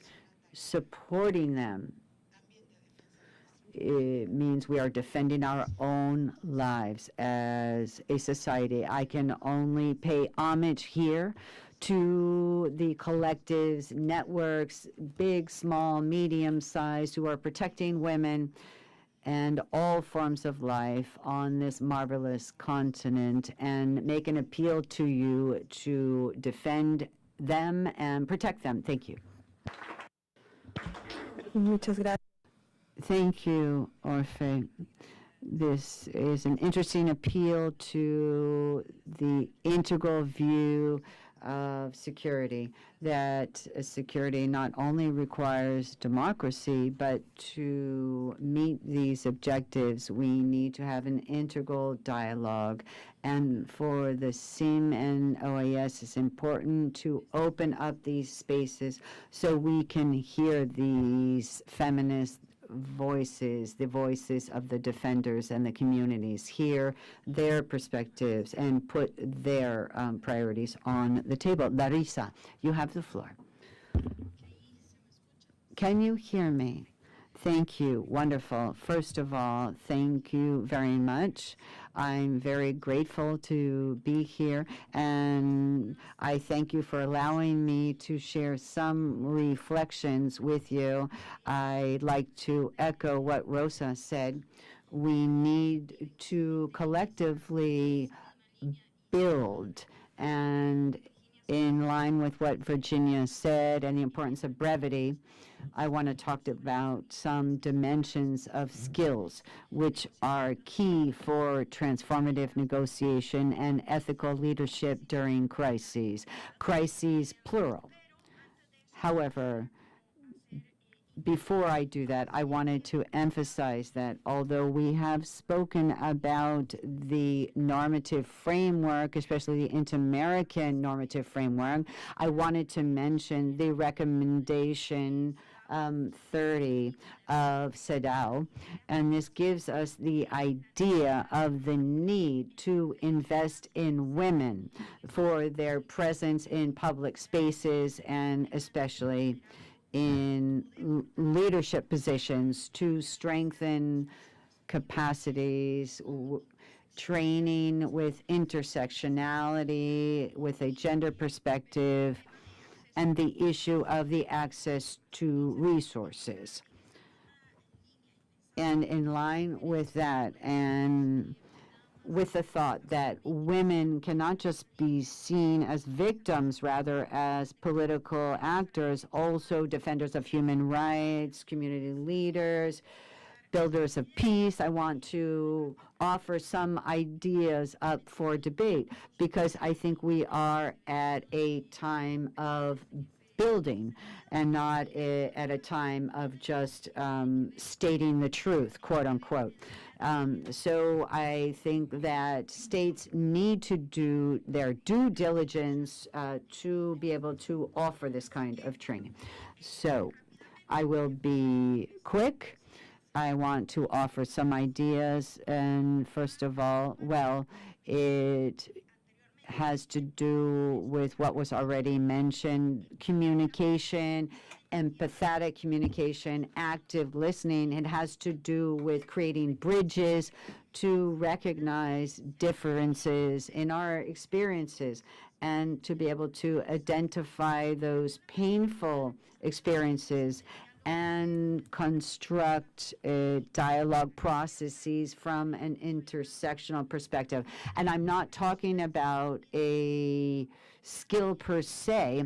Rather, this is a political tool, this listening that is ethical and necessary when we work with communities that have been subject to exclusion and all kinds of violence. The second has to do with assertive and inclusive communication, the ability to express our worries and concerns in a firm, respectful, clear way, knowing our limits and without reproducing the hierarchy, especially when we've grown up in the patriarchy.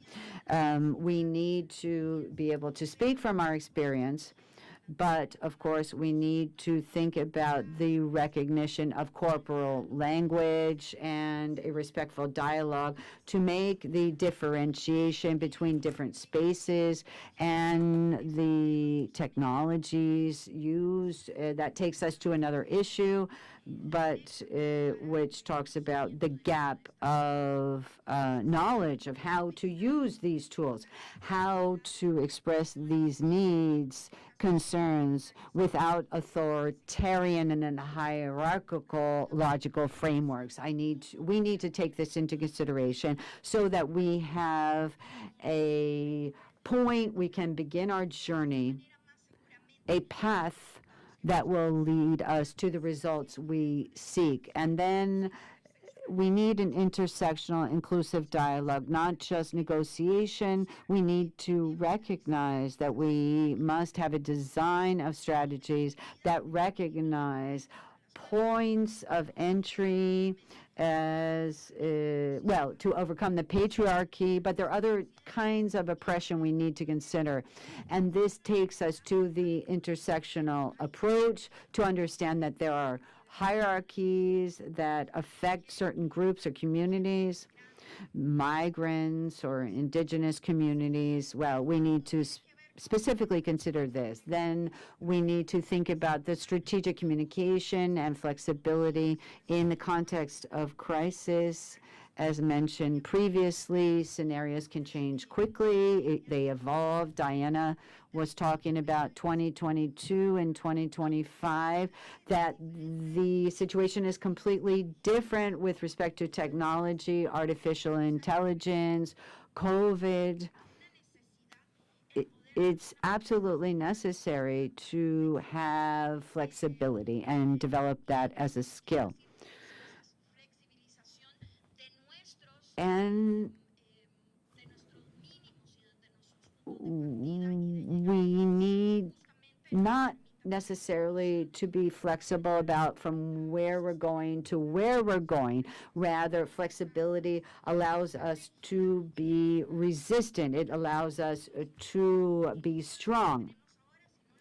And not just for now, but also for what may come in the future. And 5, emotional, individual and collective emotional management, and this has to do with care and self-care. It means that many times we say that emotions, or we think emotions are just something that's private or individual, but it's important to regulate our emotions if we want to be able to resist it. Sadness, rage, anger. We don't need to repress these emotions, rather channel them, know how to manage them, regulate them, not just with the people around us. This has to do with the ethics of care, but allows us to prioritize the well-being of all and recognizing what this can do to our mental health and physical health. And so this needs to be a priority. And the issue of the ethics of care, social responsibility, we know that care is usually a task assigned to women. Yesterday, Rosa talked about the fact that we cannot see care as something that's negative. Indeed, it needs to be part of the political proposal, which is based on interdependence and sustainability, these links which are key to build peace. We need to see this as a process. It is not just a point we reach. And from intersectionality or an intersectional perspective, we need to prioritize vulnerable sectors. We need to design responses based on the crisis and not just based on this win-win perspective of negotiations. Rather, we need to recognize everyone's needs, which can allow us to have better results in our negotiation. And as I said, including collective care skills, self-care skills. And I'm about to conclude. I just have a few more points. Networks of solidarity, strategic partnerships. We need this kind of support. We need to share resources, information, coordination amongst organizations and communities, and not just amongst ourselves, who are already recognized, rather recognize other sectors and communities, and this leads us to what was already mentioned, dialogue. These networks don't need to be formal or informal, but they allow us to be strong, to not get burnt out based on our daily lives, what we face institutionally or at home. It allows us to sustain our leaderships, broadening collective capacity for influence and advocacy. So it is a matter that is imperative. And so here, we have collaboration and creativity. Now, with respect to negotiation, we have traditional models to look to, but these have excluded women, or at least the need to have women there. And the fact that we can think about integral solutions that respect diversity, that are innovative. How can we develop this based on innovation and creativity, lose our fears of making mistakes, seeking new possibilities, and thinking outside the box, going beyond the traditional negotiation model, which is adversarial, because this allows us to have a transformative impact. And now to conclude, I think I already mentioned it. It is a critical analysis of power, recognizing where is the locus of power, what is the structural differences, the internal power centers, who makes decisions, identify who is listening, who is silenced, what are the interests at play, what are the hidden interests, how can we analyze these? And this has to do with innovation and creativity, allowing us to have more effective strategies from an intersectional perspective, which allow us to look at vulnerability and resistance. Just to finish, think of the need for skills, because many times skills are not there. We need to develop them. These are not innate.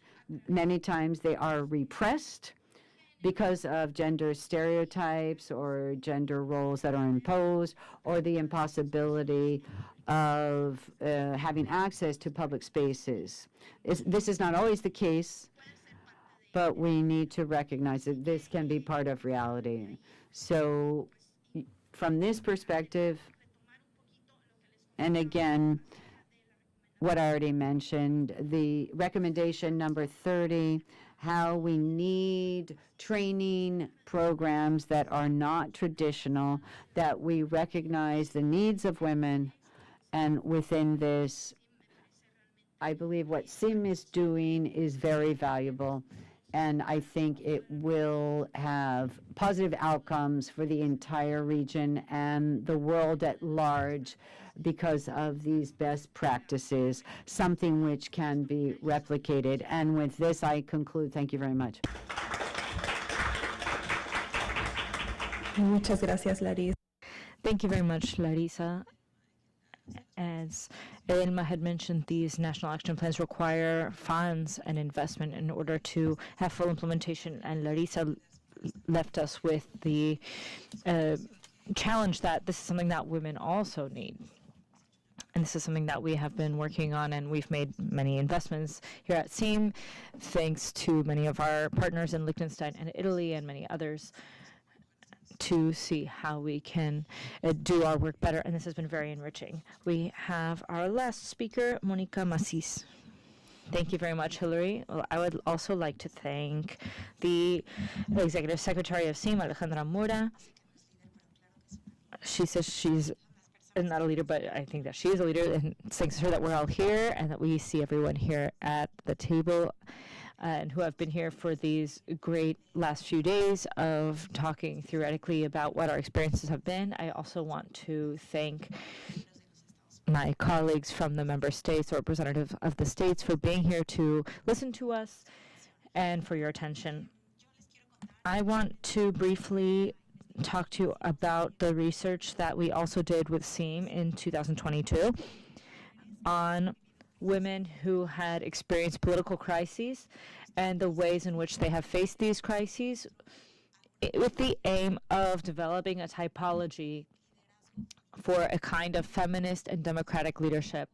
So what I want to briefly share with you is how we define crises. Secondly, what are the recommendations, or rather, I'd like to talk a little bit about the experience of these women, this has been a qualitative project with 20 interviews of women from Mexico, Bolivia, Peru,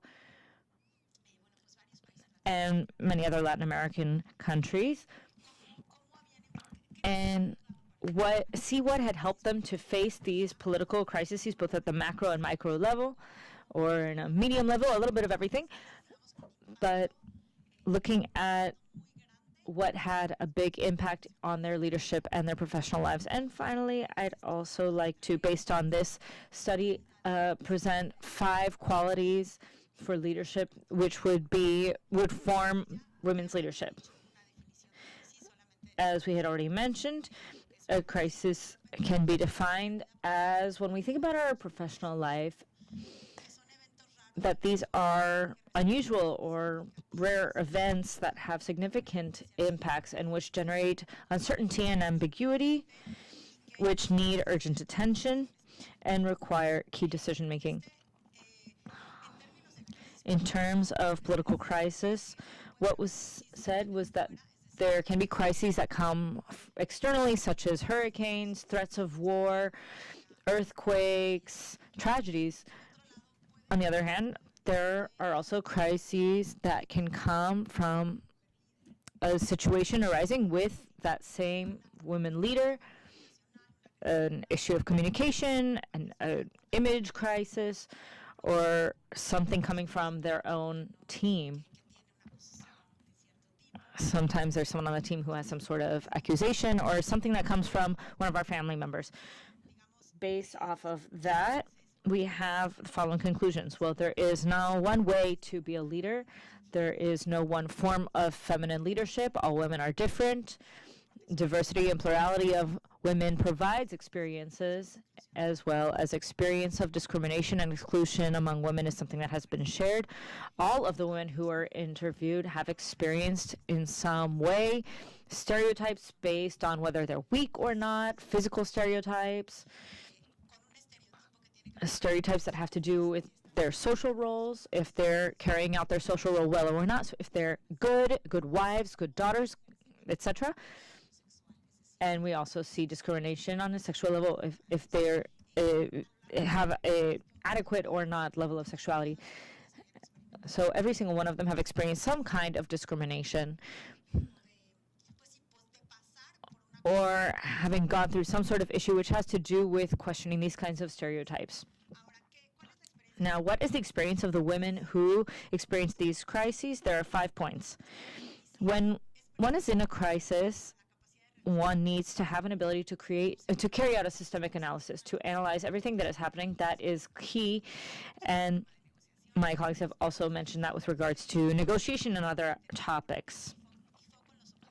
There's also a focus on priorities. When one has a crisis, there are thousands of things to do, but the only thing that matters is to save what can be saved. And we focus on what is most important to us. Why am I deciding to be here despite everything that's happening? Third, identifying and studying very well the strategic priorities of our counterparts, those who are carrying out this attack, in order to understand where they're coming from, what their interests are, in order to provide them with a response. And this is something that Virginia also mentioned. Fourth is to listen actively, to create a dialogue, have questions, to question oneself, and so on. And fifth is to be open to accepting that you've made mistakes and take the responsibility that is necessary. Sometimes these crises can come from outside these people, so it doesn't have to do with the leader necessarily. It can be something external. How can we have some sort of approach to defining feminist leadership? First of all, it has to be democratic. As we've talked about within the framework of democracy, there are many different definitions of democracy. Macro Lefort says that the space of power is a symbolically empty space. It is filled by different people who don't have necessarily a fixed profile. And that is why these processes are so difficult and so slow, because it involves discussion, it involves debate, legislative matters, etc. So we need to accept that in democracy, conflict is institutionalized. Secondly, it needs to be feminist in the sense that it is critical, it questions, it's based on plurality of experiences, and has a vision based on feminism. This can be a little bit anti-natural, and why do we say that? Because it aims to make equality the standard. As another French author said, all of us are different, and democracy and feminism are the only things that can make us all be equal. So using social contracts so that we can have a social agreement on equality and diversity and differences in which we're all included. Third has to do with leadership, a feminist and democratic leadership, which aims at dismantling inequalities in power, discrimination, and structural barriers. Equality for everyone in every case and every space. The fourth point is that it's not a personal project, but rather a collective project that aims to move towards the betterment of the community. It's not leadership just for one person acting alone, which is what we traditionally see amongst male leaders, where we see these teams of men who carry out their tasks alone, but this is rather a collective effort where we are all working towards this together. And lastly, care and networks need to have a central role. Self-care, care for our colleagues, which is obviously not easy, but this also takes a role in the construction of networks. With that, thank you very much. Thank you very much, Monica, for closing out our presentations and for providing information from SEAM as well. We also see the contrast between leadership of women in activism, human rights, etc., and women who are more active in the political space. We have a little bit of time left, so once again, I would like to open the floor if anyone would like to ask a question or provide any kind of reflection on this panel. Please go ahead.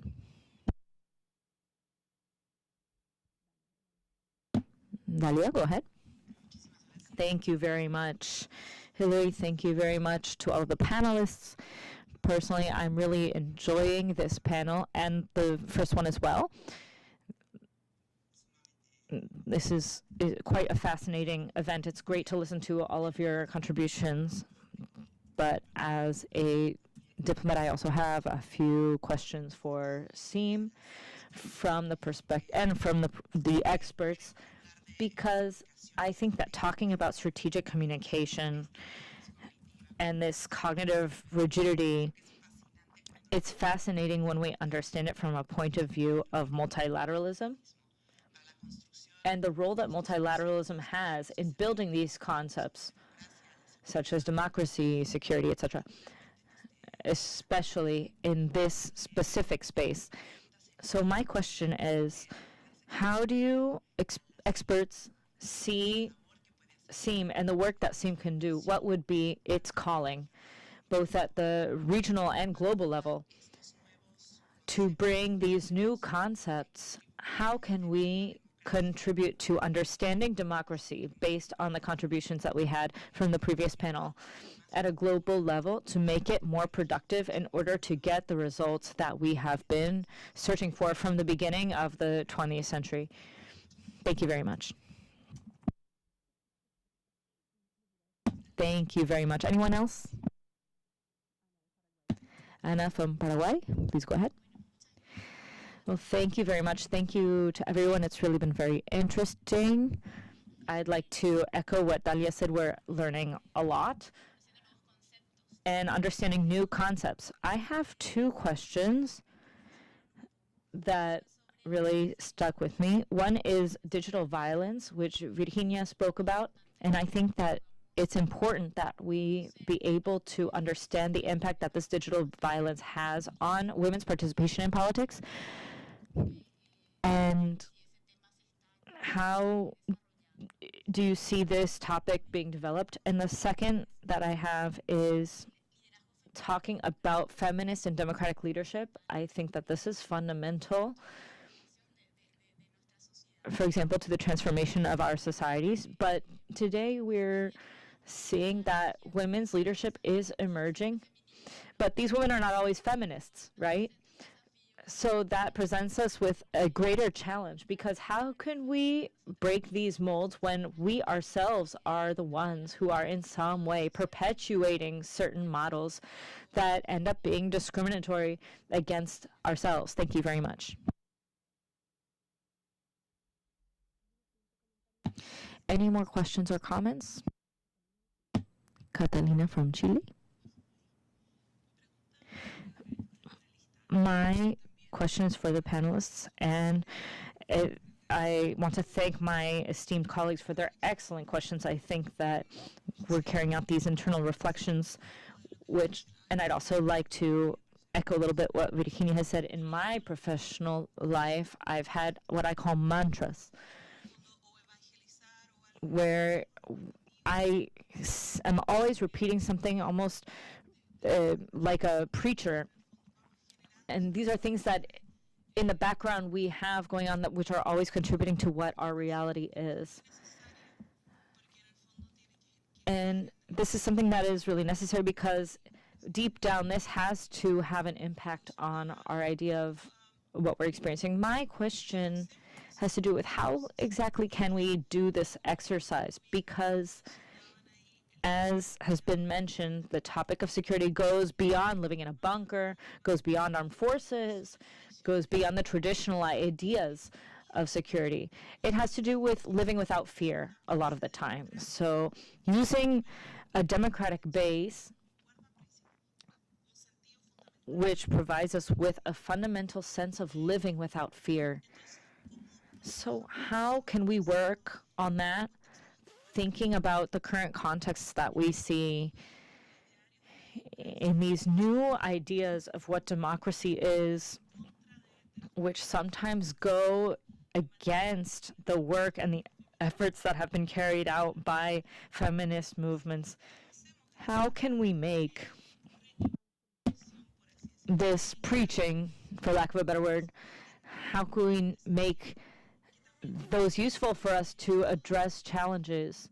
Because, for example, the use of new technologies in the political space and the use of new concepts and ideas, I think this is one of the great challenges that we need to face. Thank you very much. Thank you very much. Virginia, I think that most of the questions were for you, but I would also like to listen to the responses from everyone, especially to the questions from Mexico. Well, those are challenging and interesting questions that make me think a lot. I think that cognitive flexibility is important in every aspect of life. We tend to be rigid in our thinking, especially when uncertainty is on the rise. This generates anxiety, and the psychological response, which is normal, is to have this kind of rigidity. This is something that we've always done with the hope that it works. The problem is that it often doesn't work. Because what is it going to, in a new context, what we were doing before is not always going to work. So what we need to do is make this something that's almost automatic. We're not very good with uncertainty. We don't like it. We like things to be sure. We like what we already know, things that are simple. But that's not our reality. So this idea of cognitive flexibility involves understanding that when it comes to uncertainty, I have to act in a different way. I need to evaluate different variables, evaluate different alternatives, think about different solutions, integrate new perspectives, and explore new things, right? I think that that's what it is most naturally. We are also trying to innovate and to do things that hadn't been done before, explore new territories, a lot of the time with high levels of uncertainty, because I understand that when a new project or program is begun, no one knows, right? If, despite everything that has been evaluated and everything that has been seen, if it's going to work. But I do believe that having this great ability to be flexible and adjust ourselves as we go along and see what works and what doesn't work, I think it's natural for us to be flexible, even though we have these different habits, and especially when it comes to multilateralism, we need to have a way of working that is flexible, that is open to learning and new experiences, and I think that's what it's about. A lot of the time when we talk about innovative, we think about innovating some kind of new technology, but it can be as simple as changing a standard, changing a process, a new way of addressing a challenge. And when it comes to these polarized scenarios, it can be the same thing, because these polarizing scenarios increase uncertainty, and we want to cling even more to what we already know and we already do. But I think that if we're not flexible and we don't innovate, nothing will change. With regards to digital violence, which was the second question, Women suffer political violence, and we have been since long before the digital environment existed. We have policies against women, against human rights advocates, against peace builders, against women who are form movements. This is a reality that we face and that we have historically experienced before social networks. And with social networks, why would it be any different? In this way, social networks can even amplify what was already existing in our societies. And unfortunately, a lot of the time, bots, trolls, anonymity, there are a lot of different factors that encourage this violence and amplify it in kind of a crazy way, because a lot of the time we don't even know where these attacks are coming from. This is a very important area of legislation which is now going to need to be worked on, because it's very damaging. And why is it damaging? Because of the consequences that this has for women. A lot of the time, women abandon their careers, abandon their work. I've worked with women in politics who tell me, I can't do it anymore. This is not a cost that I'm willing to pay to be active in politics. And these are incredible women with incredible agendas, but they cannot tolerate looking at their Twitter and finding threats to their children, threats to their personal safety, people who are calling them names, who are making fun of them, comments on their physical appearance, and often they're being attacked for their ideas. They're being attacked for their work. Women are attacked brutally in ways that make us feel really vulnerable. On YouTube, there's a very lovely panel discussion by Brene Brown about vulnerabilities. And she did an interview, and I've never gone back to watch her TED Talk, but sometimes I talk about it because I like to hear feedback. She received comments that were saying she dressed badly, that she was ugly and fat, and instead of crying, she said, well, they're attacking me because I think differently. They can attack me for any kind of reason, because of what I studied or because of what I said, but they can't attack me personally. And that's really serious, because this is a way of controlling women who think in a different way with regards to women. It's something that's very discouraging. And with regards to the mantras, which I really love, this idea of mantras, I sometimes say, okay, I'm going to have to talk about this again. I'm going to have to repeat this again. But it's important. Repetition is important. Anything that can be effective needs to be remembered. In order for it to be memorable, it has to be brief. It has to be repeated many times. There are a lot of times when I've heard a speech and I've heard it just once and I could repeat it many times over. Psychologists say that 7 is a magic number. But when we think about these stories that we hear, these brutal stories of things that we've experienced, we need to build counter-narratives, and that's the problem. I think that anti-rights narratives, hate narratives are being used effectively. The people who use them know how to use them effectively. They're brief, they're appealing directly to emotions, they're repetitive, they're brief, and they're not always based on data or evidence. Sometimes that doesn't really work. Of course, everything that we do, we want it to be backed up, but that's not the way to get to people.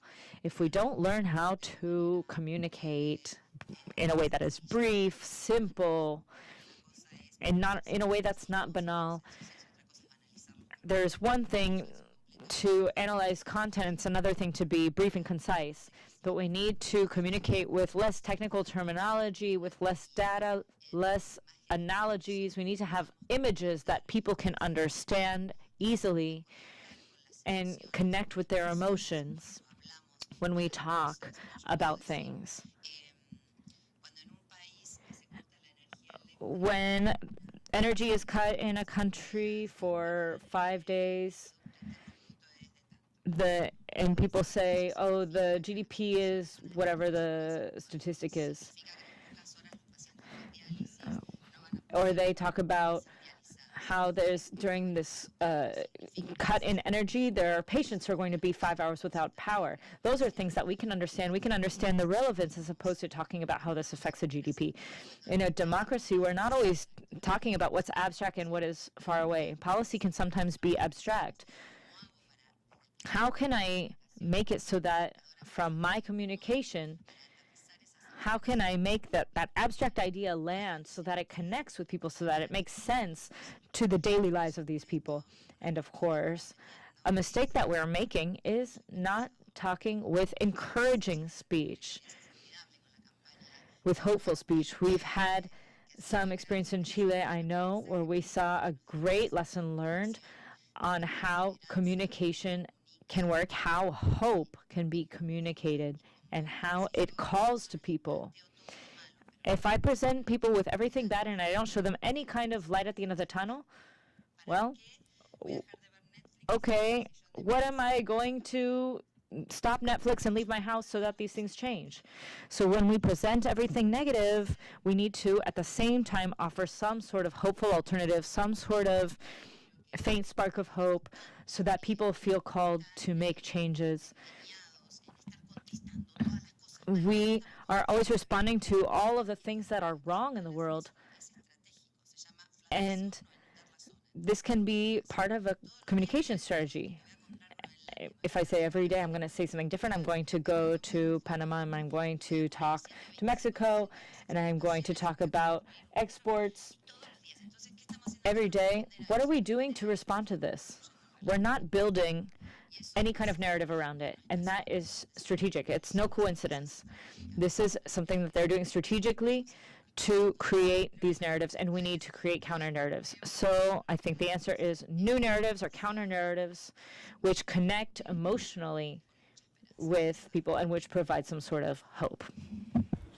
Muchas gracias, Virginia. Thank you, Virginia Larisa.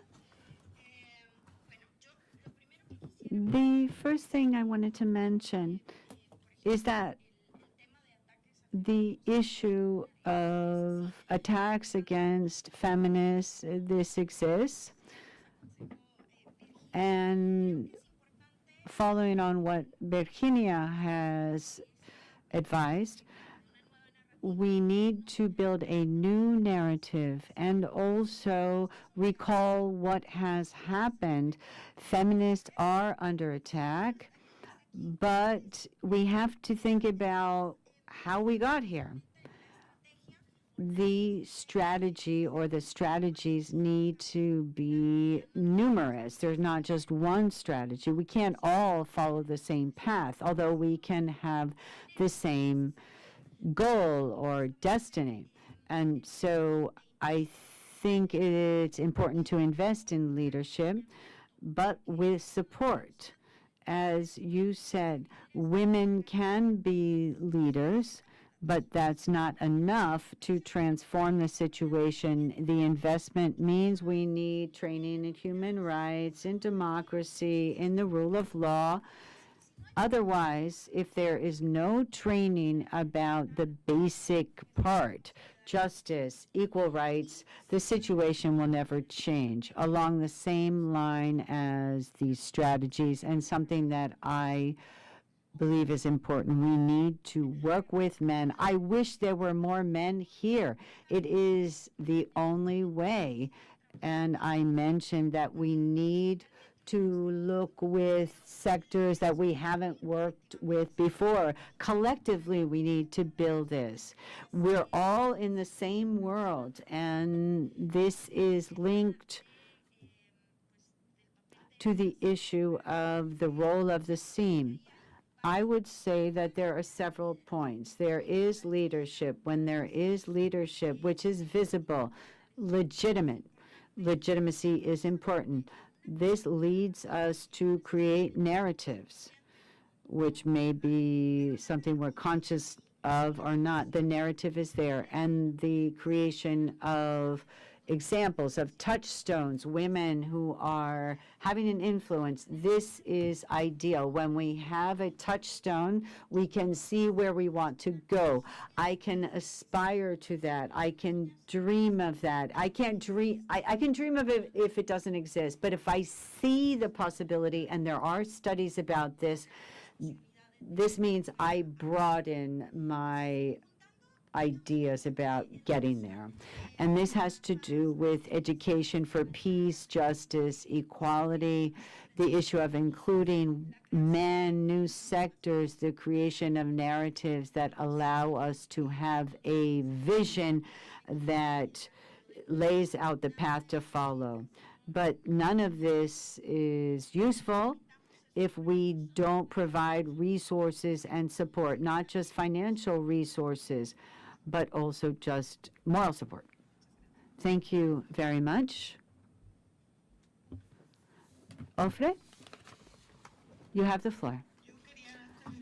I wanted to make a comment with respect to what Virginia said, the one who was attacked and was very impacted by this. Who decides on what can affect us? Who is imposing these social norms such that we have to feel terrified? And we've all felt this. And why can't we have our own voice? I mean, I don't know if we can have our own room, but it's different depending on who we're talking about. I think that in Mexico, we have a constitutional mandate for parity, but there's a lot to do that we have to understand inequality and structural obstacles, and many of us don't believe that material equality is possible in the near future. A political initiative means we need to identify the structural obstacles in our continent, and especially the countries in the South, where we have most of the population of the world. And so multilateralism is key. And more now than ever, we should be celebrating the existence of this institution and its mandate to bring about awareness politically, culturally, at all levels, spiritually. This possibility of building bridges, this must be at the heart of our work, as communities have done for decades. We need to be innovative, but we also need to recover ancestral knowledge that has allowed communities to survive. This region has invented many things. For example, the recommendation of Belén do Pará. I don't need to explain this to you, but we can think of a framework to rethink the relationship between peace, security, and women, and our role to improve the world. There are many, many things yet to say. I don't think more armies, armed forces, police are a good idea. I don't think that's going to help us meet people's needs. We need for people to have a future, to have dreams for the future. And I believe that the optimistic or naive dream of building human security, as we've called it, and building policies that allow for dialogue, taking into account the challenges we face. As a message, it's great. But if we want people to take us in serious, or as serious people, we are products of oppression, and it's easy to get off course. And so And that is why it is so important to meet, debate, build things together, create tools like the ones that SIM is building to help us go forward in a very difficult task. The idea of the other is based on our identity. And we need to tease out who we are, who we call. I am a feminist. I have built this identity as a feminist, but I never actually usually call myself a feminist. This is a project for everyone, and it's not important for me to identify as a feminist. What is important is that we all convince ourselves that our identities should not stop us from seeing the structural causes of this crisis, and that human solidarity and solidarity with all forms of life, the interconnection with all forms of life, this is the only thing that will allow us to survive. Thank you very much, Orfe. And Monica, to wrap up, thank you very much, Mexico, Paraguay, Chile, for the questions. With respect to SIM, I do believe that SIM has done incredible work. I don't know if you know about how many women have been affected by the work of SIM, their agendas, their actions, their initiatives. I think it is worthwhile to support SIM because of this. And some point that was raised that is important and very current, and I think it is a pending debate, has to do with the descriptive representation of women. There are women who are in political parties and in independent institutions where they do have possibilities. If there are political parties on the right, women will go towards the right. If there are political parties on the left, women will go towards the left. And so the idea that women diversify the political sphere, well, I think that's true. We used to just see photos of politicians and they were all men. Now we do see some women. And I think our Chilean diplomat referred to this substantive representation, this based on rights, based on the SIM agenda, based on CEDAW, and at the same time, it's how democracy and how this democratic and feminist leadership can have a dialogue with these other visions. We need to speak about this, because if not, we're only allowing some women and some agendas. And so that's not democratic. We don't want to deny democracy in our agendas. I think that this is something that makes us feel a little, perhaps, uncomfortable and something that concerns us. Thank you. Thank you so much. Now, I want to thank Larissa, Monica, Virginia, and Orfe for participating in this panel. And so I wanted to now give the floor to our Executive Secretary, who is going to wrap up. Thank you so very much for being here. And I thank the Ambassador of Haiti, who is now with us. Dear Ambassador, thank you for being here, and thank you for coming. Excuse me for being late. I was at a meeting, but I'm very happy to be here with you, to be with all of you. Thank you. Thank you so very much.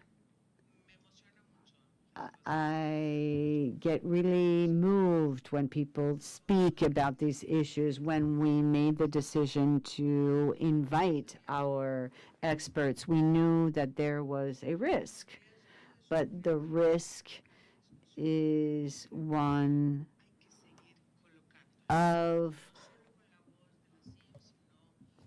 discussing the pending debate, the issues that are important on the ground, talk about the needs of those who are working on the ground. And so we decided to talk about 1325. This is a very powerful resolution, and we believe that the hemisphere needs to flesh it out, and it allows us to speak of so many issues.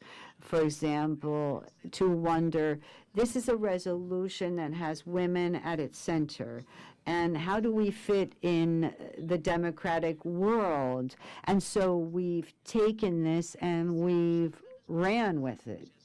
And so are we losing out on quality or strategy? We need to put women at the center of this debate. And it's also meant that we are having a debate about power. And this is the debate we're having currently in the world.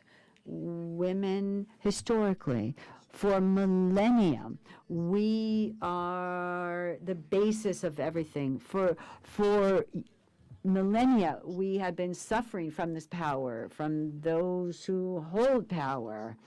Who has the power? Now, this is the conversation. How can we have other narratives? How can we look at the needs that exist?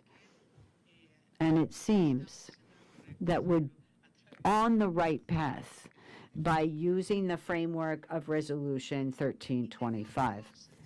And it has another strategic sense. Women are victims of many things, of violence, of rejection, of inequality. But 1325 calls upon us to be the protagonists of processes that women need to be involved in, and for SEAM to put leadership on the table again and have this debate again, where women are. Talk about this, how to strengthen leadership, and what women have to live through, and which is the responsibility of women, of states, of women at the OAS. All of this is strategic, and I'm so happy that states have jumped on board because it's part of our strategy. And what I want to say to you is, what I am sure of is that the SEAM has been around for 97 years. It is feminist, there's no doubt about that. That we believe in the collective. We are not afraid because we have mandates. But the limits of negotiation and what's going on in states, SEAM is not alone. We are coordinating with civil society. We have done great coordination work. There are 1,600 organizations which are signed up under the Inter-American Treaty or Convention, and we need to continue to negotiate. That's why we're talking about negotiating, how we negotiate and under what conditions, and negotiation in crises, because at any moment we may have to negotiate. So I would ask you to convey this to your missions, that we come together again and talk about what we need to do to move forward. Half the world's population has specific needs. We need to have agreements, and we need to deepen these agreements. How? Well, that's what we need to decide together. So welcome, and thank you so much for the work we've done together and for the process that is ongoing. And these are processes that require collective strategies. They can't just be intuitive. Thank you so much, Hillary, for organizing. Bueno, Muy bien.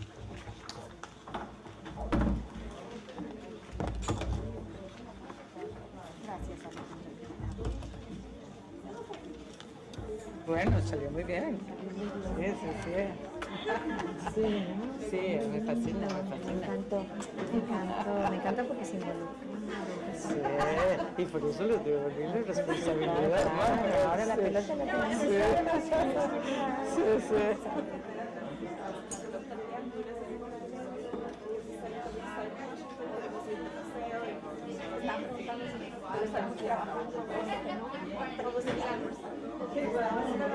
Yo sí quisiera hacer unas observaciones, digamos, de los temas que hacer.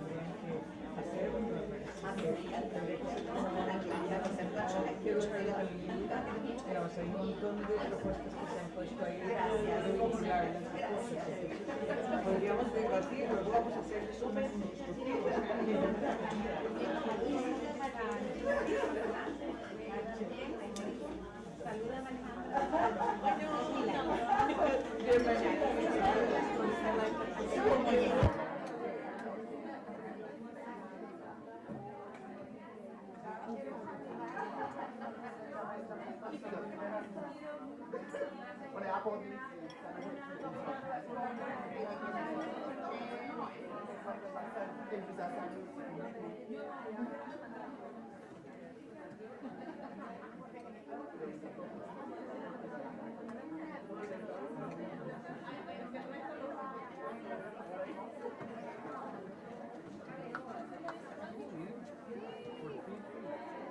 Chamo, ¿se acabó?